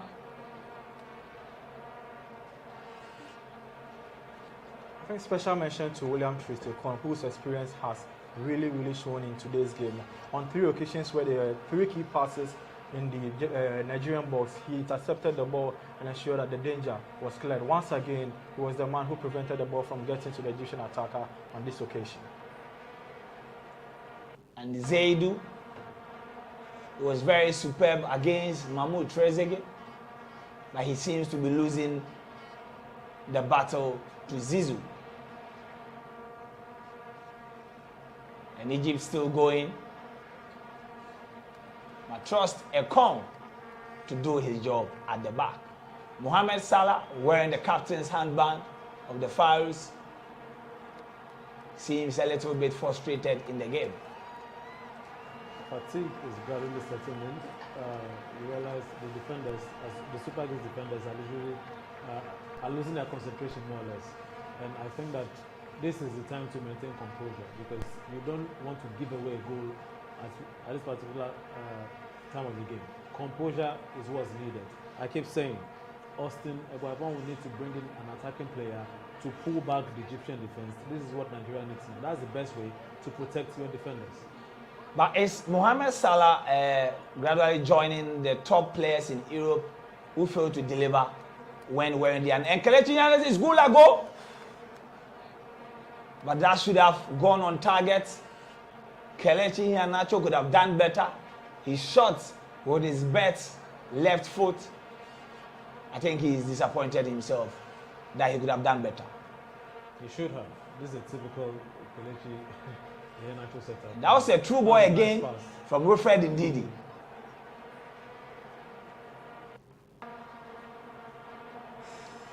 Nine goals for the Super Eagles in 39 appearances for Kelechi Iheanacho. And the Egyptians are clear. Zizou inside the box lobbies them, and Mohamed Salah, but Ola Aina blocks the ball with the back, but referee Papa Gassama has ruled offside in favor of the Super Eagles. I think Gassama has so far, in the first 65 minutes we've seen, has shown clearly why he's the top-rated referee on the African continent. I think he's handled the game carefully. He's stamped his authority. He's shown the players that he's the man in charge. On the occasions where there are some controversial decisions, he has shown exercised some good caution. I think that we need to give him credit for what he's done so far in the first 66 minutes. I see Augustine Eguavon telling Joseph Yobo to get his guys back because of a substitution. Currently, the Egyptians have the edge. The team is tired. We started experiencing some lapses. They are losing concentration. It feels like they don't know what they're doing anymore. Now the Egyptians are getting more confidence to attack. What do you need to do in a situation like this? You need to shake up the team a little bit, introduce a few substitutions to make sure that there's a balance. Now, Mohamed Salah, we were talking about him, and Egyptians are now clear of goal. But the Nigerians are always winning the third balls in their own area. Nigeria going on attack again. And the long ball for Moses Simon and Samuel Chukwueze couldn't control the ball, and Egypt will have a welcome goal kick. It's Mohamed Salah joining the big guys who come and fail to deliver. You know, I don't think it's fair to put him in that bracket, because you look at his numbers, and I think over 43 goals or 45 goals in 73 appearances for the Super Eagles. That shows a sterling record for a player of his caliber. So, and on this occasion, you can't blame him that much, especially when your opponents are able to cut out supply to you. He can't do much. So it will be a bit harsh, perhaps unfair, to put, you know, Mohamed Salah in the bracket of players who fail to glitter for their players when they join them, for their national team when they come. Mohamed Salah has 43 goals for the Pharaohs of Egypt, and Samuel Chukwueze picks up Ola Aina inside the 18-yard box, but the ball was blocked by Hamti. I think what we've seen the last 5 minutes is that Ola Aina is now coming forward more, showing his attacking threats. So he's partnering with Chukwueze right down the flanks, and they're trying to cause further havoc there. They need to make some of these things count. On this occasion, for instance, just take the ball once and put the ball at the back of the net. Why take another touch? Nigeria wins another set piece.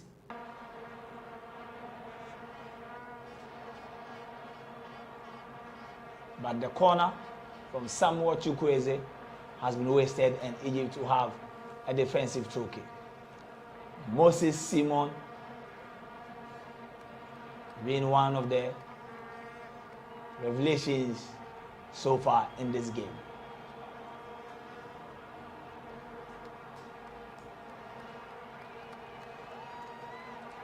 We are getting closer to the 70-minute mark. And Mohamed Salah is still nowhere to be found. Samuel Chukwueze also finding his feet in the second half. Chukwueze sensing a good cross. And Ahmed Ghazi cleared the ball from danger. I mean, Joel, in as much as we've seen Wilfred Ndidi perform extremely well in this particular fixture, we need to give a quick thumbs up to Joe Aribo as well. I think that he has been able to complement the efforts of Ndidi, and you realize that most of his passes have actually gone to where they were supposed to go to. And Mohamed Salah is clear at goal. But it was a slight push, a tactical push from Trust Ekong to prevent Salah from taking a proper shot at goal. Maybe it's one of those occasions where you expect Mohamed Salah to give us exactly what he's been doing for Liverpool. He should have converted that chance. He hasn't had a lot of them, and in a game where chances are dry. And the Nigerians are through. That was a good tackle from Mahmoud.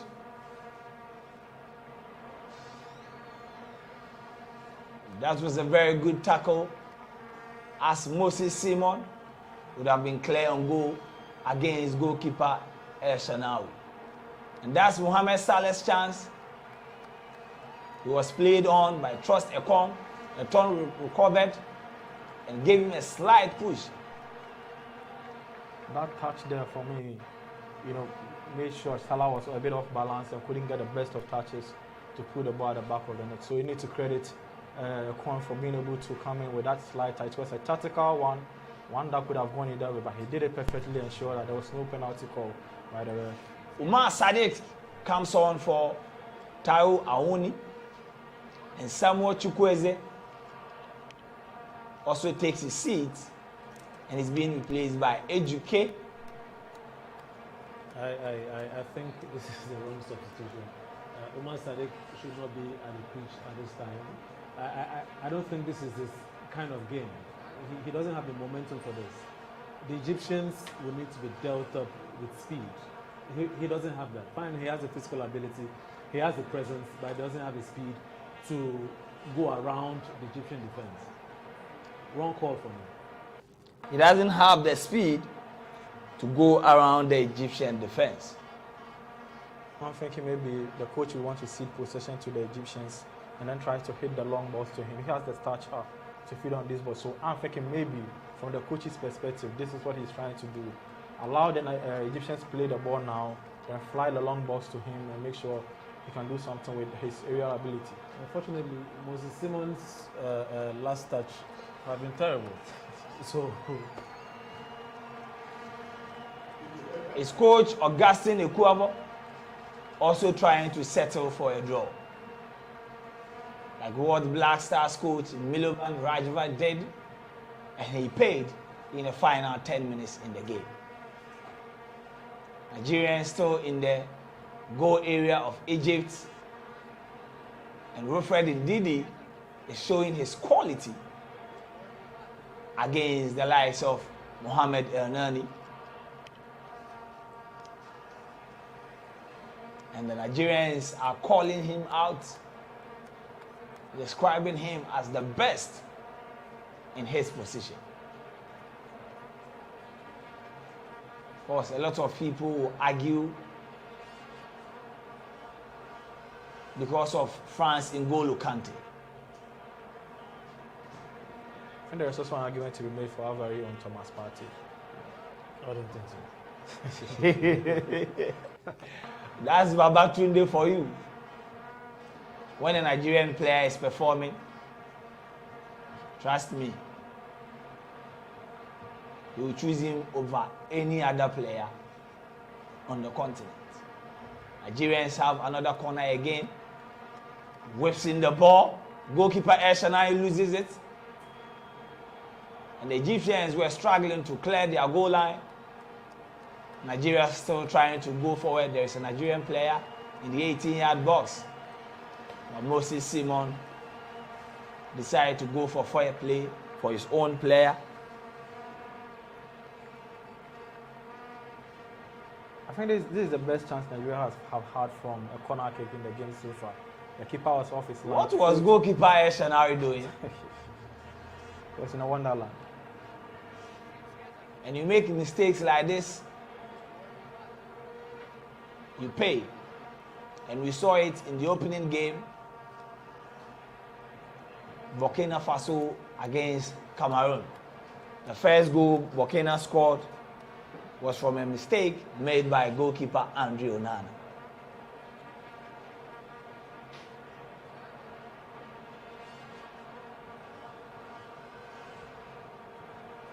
El Shanawi. And the Nigerians, while some of them are singing, jubilating, others are also quiet, as if they are losing the game. The optimism is low. I mean, you can't blame Nigerians for that. Throughout the qualifiers, we had very torrid games, and it was difficult. We losing a 4-goal lead against Sierra Leone in the qualifiers. I think that Nigerians are trying to play it safe. They want to be careful. They don't want to be too expectant, you know. And that is what led to the sacking of GhanaWeb actually. And after 75 minutes of action, ball possession 54% for the Pharaohs and 46% for the Super Eagles. Goal attempts 2 for Egypt, and Nigerians are still in the 18-yard box, and goalkeeper El Shanari makes a good save to prevent a second goal for the Super Eagles. Egypt now trying to break away, and Ramadan Sobi picks up the ball at the right side of the Nigerian defense, trying to look for the gentleman wearing the jersey number 22, trying to pick out Salah. But Ola Aina has also been superb so far in the game. And Jeku, 24 jersey, haven't added anything to the Nigerian attack since coming on. Sadiq Umar is a bad substitution. I said it from the get-go. You don't introduce a lanky forward with, in this particular, in this kind of game. You don't do that.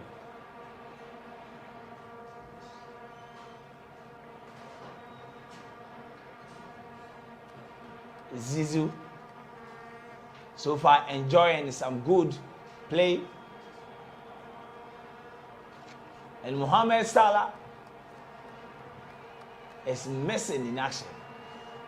I don't understand why the Egyptians are not taking some of the long drives from 30 25 meters out. They are trying to work the ball into the penalty yard of the Nigerians before taking a chance. Try the ball from the outside of the box. Maybe the goalkeeper can commit a mistake, or it can come off a defender and end up at the back of the net. The decision to walk the ball into the net is so far not working for them.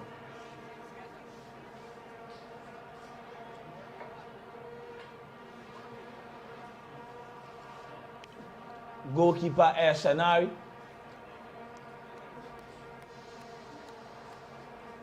I think he is frustrated that his defensive line, they've been shipping in so many chances. In a clinical Nigeria on any day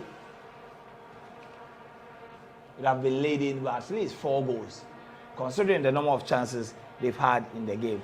13 goal attempts by Nigeria, 3 shots on target and 1 goal, and 2 shots on target from Egypt. Now, the issue here, Perez, is that Egypt, they've had only 2 goal attempts and 2 shots on target. I mean, it tells you how clinical they are. If the more chances they get, the more, their ability to convert those chances. So 2 chances and 2 shots on target. It tells you how clinical. It also tells you how good the Nigerians have been to be able to stifle them and make sure they don't create as many chances as they can so that they score some of these goals that they would want to. But Christian Wankali and Sami Ajayi have come. I don't know what informed the decision, but I think he should be thinking more of making some changes in the defensive third to ensure that the Nigerians contain the pressure from the Egyptians instead of bringing on more forwards. Wankali is coming up for the goal scorer, Kelechi Iheanacho. He has done his job for the day, staying on the pitch for 7 to 9 minutes. Wankali was one of those stars from the Nigerian team that won the World Cup. He was expected to take world football by storm. I think he won the best player in that tournament, but following moves to Arsenal and Huesca has not really paid off for him. But now he has a chance to make his name for Nigeria with, I think, 10 minutes left to play. And with 10 minutes left in the game, I think there was a slight push on Zizou.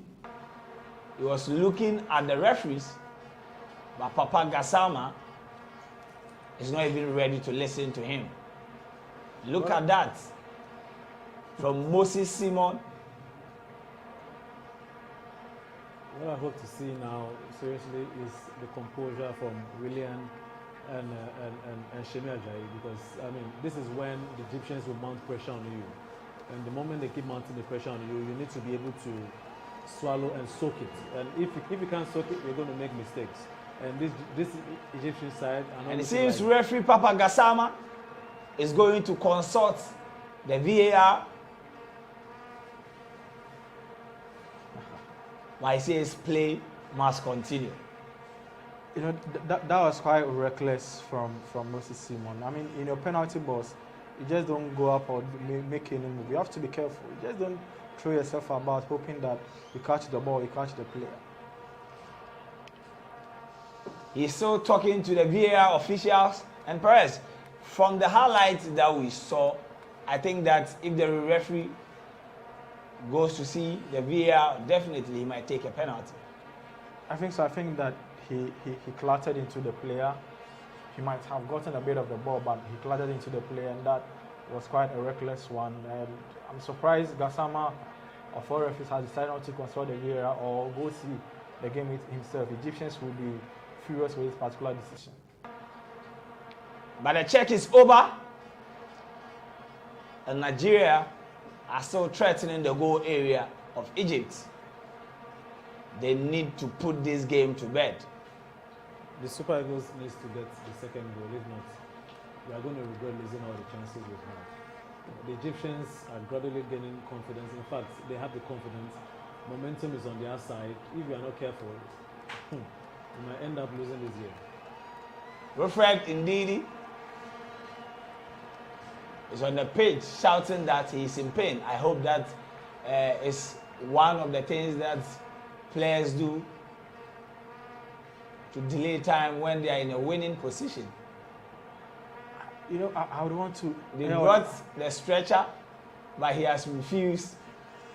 African players don't like stretcher. African players, even if one of the legs is up, but he will try to walk to the ball instead of lying on the stretcher. Especially In the Ghana Premier League. those from West Africa. I don't know whether they have issues with the stretcher or something. And they don't trust what they never.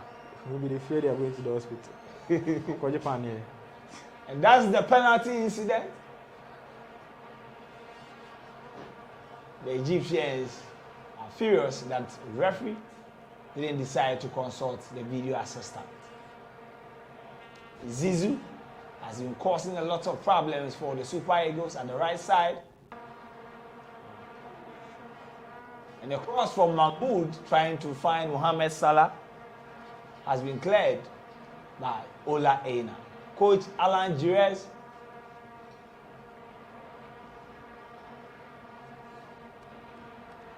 is still hoping that maybe he can get a point. Corner for Egypt, Zizou whips in the ball. And Ghazi picks it up, trying to lob it behind goalkeeper. Okoye. Composure. Should be what we should be looking at this particular moment. Egyptians are mounting the pressure, left, right, center. What you need to do is to make sure your eyes are on the ball.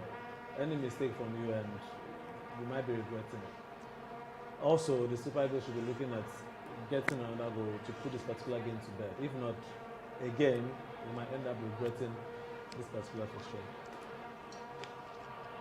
I don't know why it seems Baba is down, even though they are winning. And Nigeria still encroaching the goal area of Egypt. But the Egyptians are now back in the game. Prophet Ndidi trying to calm his players down. I think they will need that. They will need a lot of that. They will need a lot of calmness. They will need a lot of maturity. They will need a lot of patience. Don't go in for reckless tackle. Don't make any mistake, because in the last 5 minutes, trust the Egyptians to throw almost everything they have in the arsenal at them. And they need to contain that pressure to make sure they leave the pitch with the 3 maximum points. We're done 85 minutes. And goal scoring, once again, has always been an issue when it comes to the African Cup of Nations.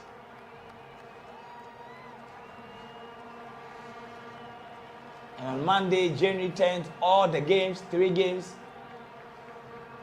produce only 3 goals. I mean, it's quite disappointing for a continent that has carved a niche as produced some of the best strikers the world has seen. The Eto'os, the Oponwes, the Abedipeles, the Drogbes of this world, come from this part of the world. So when you have our major tournament or our major football festival being dry on goals, that is a bit disappointing.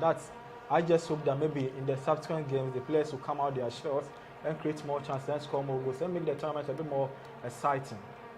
Is it because we are not playing attacking football or we are not creating chances? I think it's early this year to run the rule on whether we are being more defensive. First games, usually teams don't want to lose, so they want to be a bit more cautious with how they approach it. So I think we'll be more defensively minded in the opening games.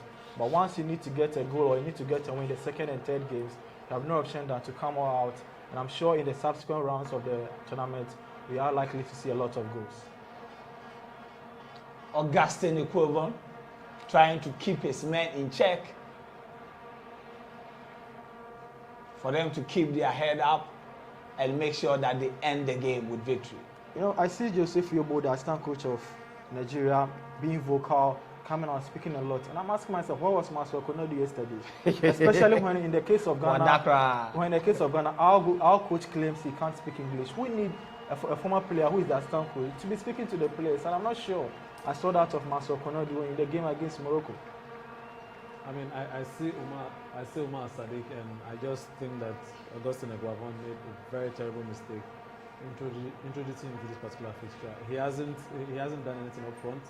We realize that he's been bullied, and this is more or less the first time a Nigerian player has been bullied by the Egyptian. Terrible tactical change from Augustine Ogbonnia. The 4 changes made by Nigerian coach Augustine Ogbonnia seems not to be working as the Super Eagles are now under pressure. You know, I think Moses Simon has wowed all of us with his pace and with his trickery, with his dribbling down the flanks. But I think for me, I've been particularly impressed with William Troost-Ekong. Not a lot was expected of him ahead of this tournament, but coming up against Mohamed Salah Trezeguet, for me, he's been the stalwart in the heart of defense for the Super Eagles and deserves commendation for his work so far.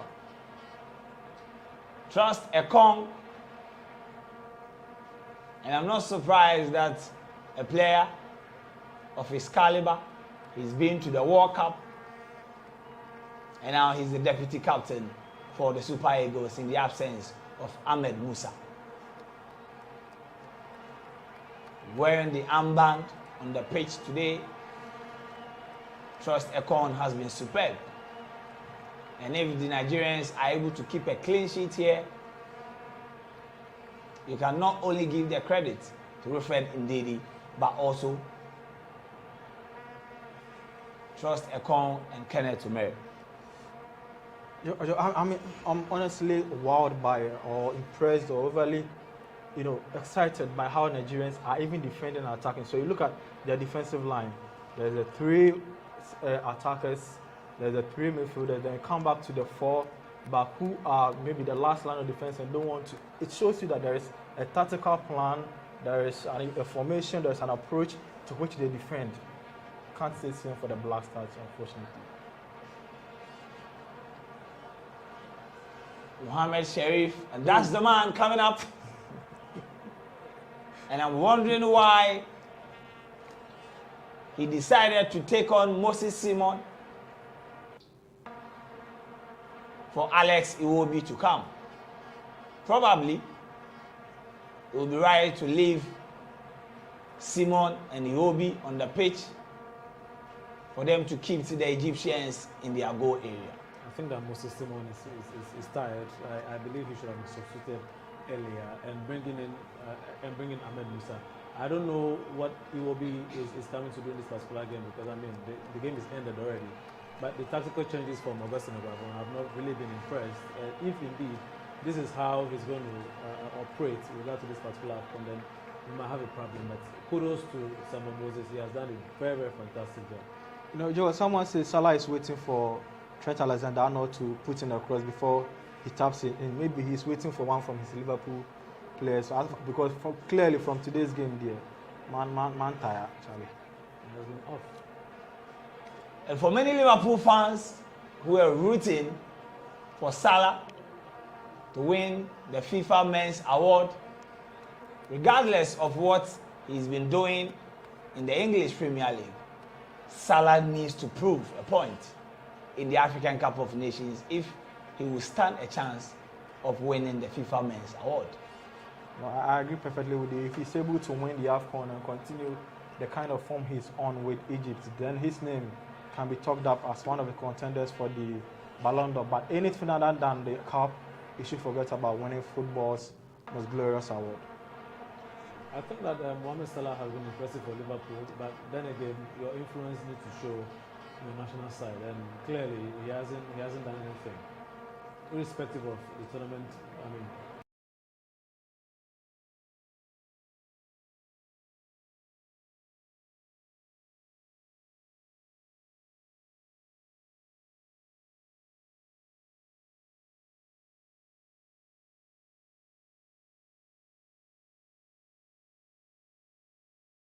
Action inside the home ground of Cotton Sports Gara.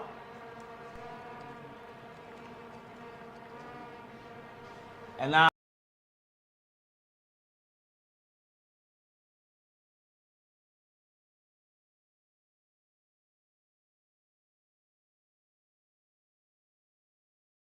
it's attacking. Nigeria coming up. Go! Nigeria coming up! By the shot from the guy wearing the jersey number 30, Ejuke. Ejuke couldn't find the back of the net. That was a good save from goalkeeper Shenawi. And look at that run from Ejuke. Probably Ejuke could have done better. Way better. I mean, keeper has already committed. Just the keeper had already committed himself. Or chip the ball. Yeah, just chip the ball. Fly the ball above, and then you have your goal. And that's why I said African players, the technical gift and ability is not there. Elana Messi will just chip the ball. I'm not sure I'm not sure I agree with that, because we have Salah, we have a lot of, even Iwobi would have chipped this one and placed the ball at the back of the net. I mean, when you say a whole lot of African players, I mean, maybe you are trying to play the racist card. Ejuke will take this corner for the Super Eagles, and they decide to pass it, but the linesman award a free kick for the Pharaohs. 3 minutes of added time and still counting. We are in the final minutes of the game, and Nigeria are 3 minutes away at most from picking up their first victory in a 2021 African Cup of Nations. I expect the team to waste time. If we get the ball, waste time, and let's just ensure we hold the ball so that the Egyptians don't have possession. That should be the instruction from the touchline. Nigerians need to keep their head in the game. Kempong Football Academy, Ice Gold Mineral Water.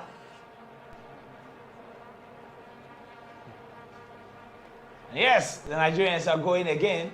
Alex Iwobi. And that's the end of the game between the Super Eagles of Nigeria and the Pharaohs of Egypt. The goal that was scored by Kelechi Iheanacho in the first half is enough for the Super Eagles to pick up their first win. And I'm telling you that on the 3 occasions that the Super Eagles have won the African Cup of Nations, they won their first game. They did it in 1980 against Tanzania, in 1994 against Gabon, and they drew goalless with Burkina Faso in 2011. Well done, the Super Eagles of Nigeria.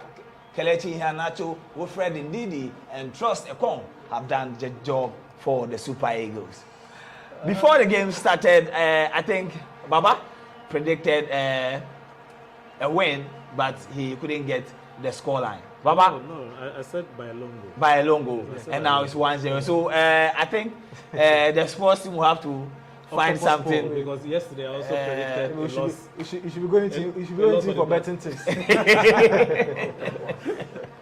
Prophet Baba. Prophet Baba today. And now this is the Nigerian jersey from Baba Tunde. Baba, but why didn't you wear the jersey? A lot of people were asking. Baba, so 90 minutes we are done. Probably Nigeria could have done better with goals, but the most important thing is that they have the 3 points. Yeah, I think that, I mean, if you must be the best, you have to be the best. And this is what the Super Eagles have done. They've done the job. Yeah. You must applaud Augustine Aguabon for his strategy moving into this particular game. He came in to put pressure on the Pharaohs of Egypt. Unfortunately, I might differ with his substitution quite a little bit, because I don't think Umar Sadiq should be playing in this particular fixture. You need players who can attack defensively, who can attack your opponent. Umar Sadiq is not that kind of player. I think that with this particular tournament, we should be maximizing Iwobi, we should be maximizing Ahmed Musa. This is more or less like his last tournament. So we need to use him. And we need to rest Simon Moses. I believe that the Super Eagles are going to go find the tournament, meaning that Moses Simon will have to be rested. He needs to be properly managed. Properly managed, more or less, you know. And I must applaud the team. Joe Aribo did well. I mean, I'm overwhelmed. All right, now we were saying that after missing all those chances, probably the Super Eagles were going to come in stronger. But since they did the same thing in the second half, just that they were able to defend well. I think you have today's a team that is missing its lead striker in the person of Victor Osimhen. If he was in this game, pretty sure that two or three of those chances which were flagged, Osimhen would have put the ball at the back of the net. So you would have to understand that they are into the tournament with arguably maybe the best number 9 on the continent currently. So you have to give them some credit for being able to keep the Egyptians at bay and get something out of this game. But for Nigeria, for me, it's a major win. For when you go into tournament and you win not just your first game, but against one of the best teams in the tournament, this is a morale booster. It's one of the things that lifts the mood in the dressing room.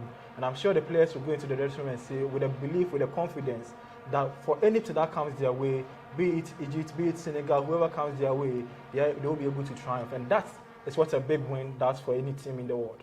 All right, so let me read some comments, and then we'll talk about the Egyptian team too, because we know Egypt. If you are a coach and you are not able to deliver, they are going to show you the exit door. And it happened to Javier in the 2019 edition. After the run of 16 elimination to South Africa, he lost his job. Now on Twitter, a lot of people are reacting to the Nigerian victory, and Anaba Namwa is saying that the only team that has played with a clear purpose in this tournament so far is Nigeria.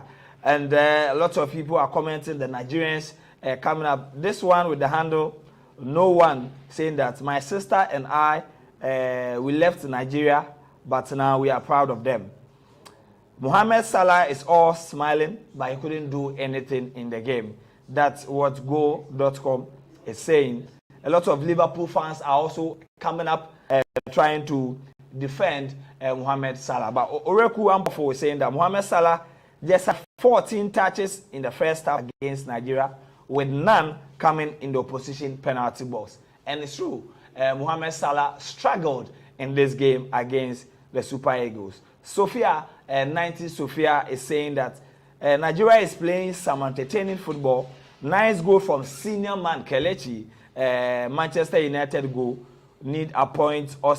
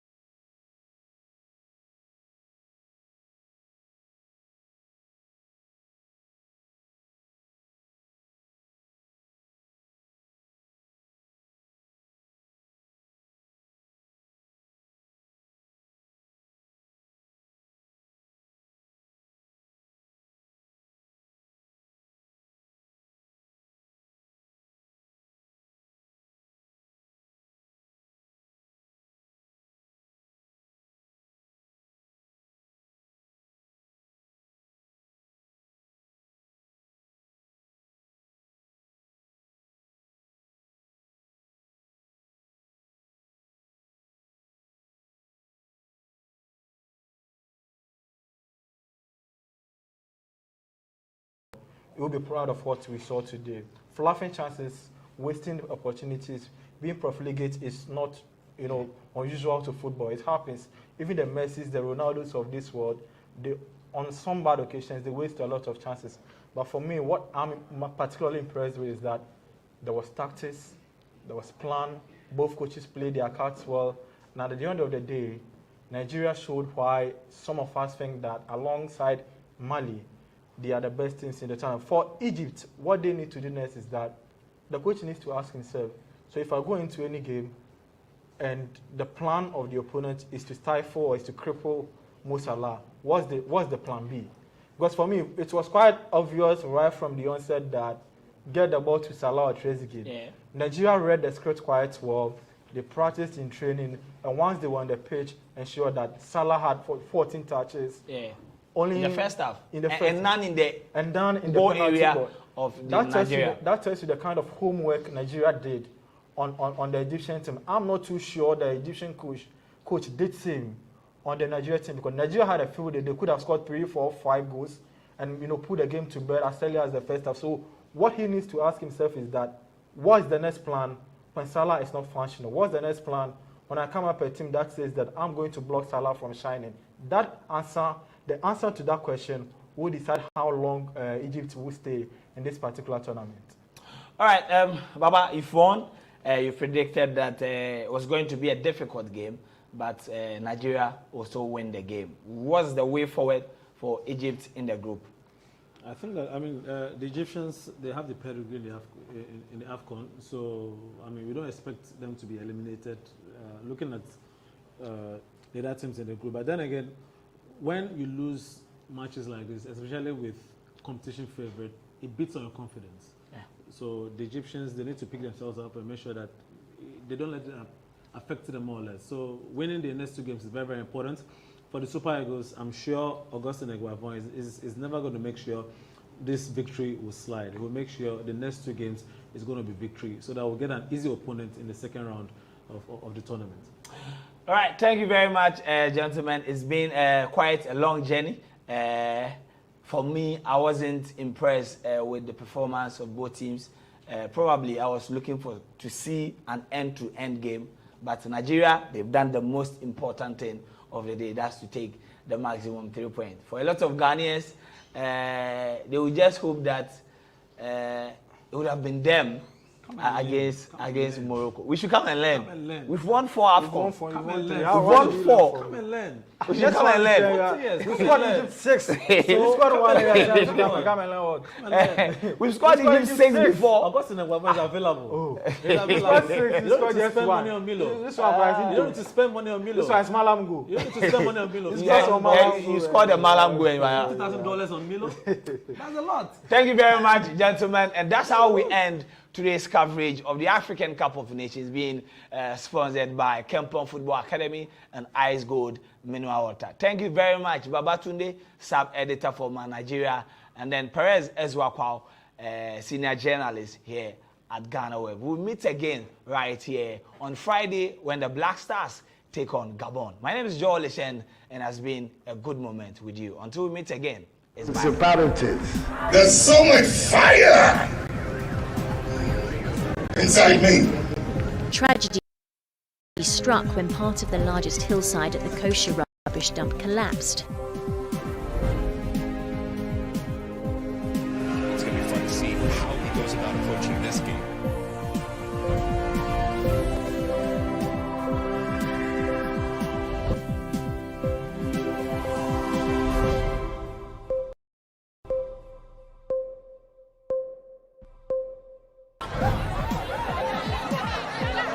Powers and principalities.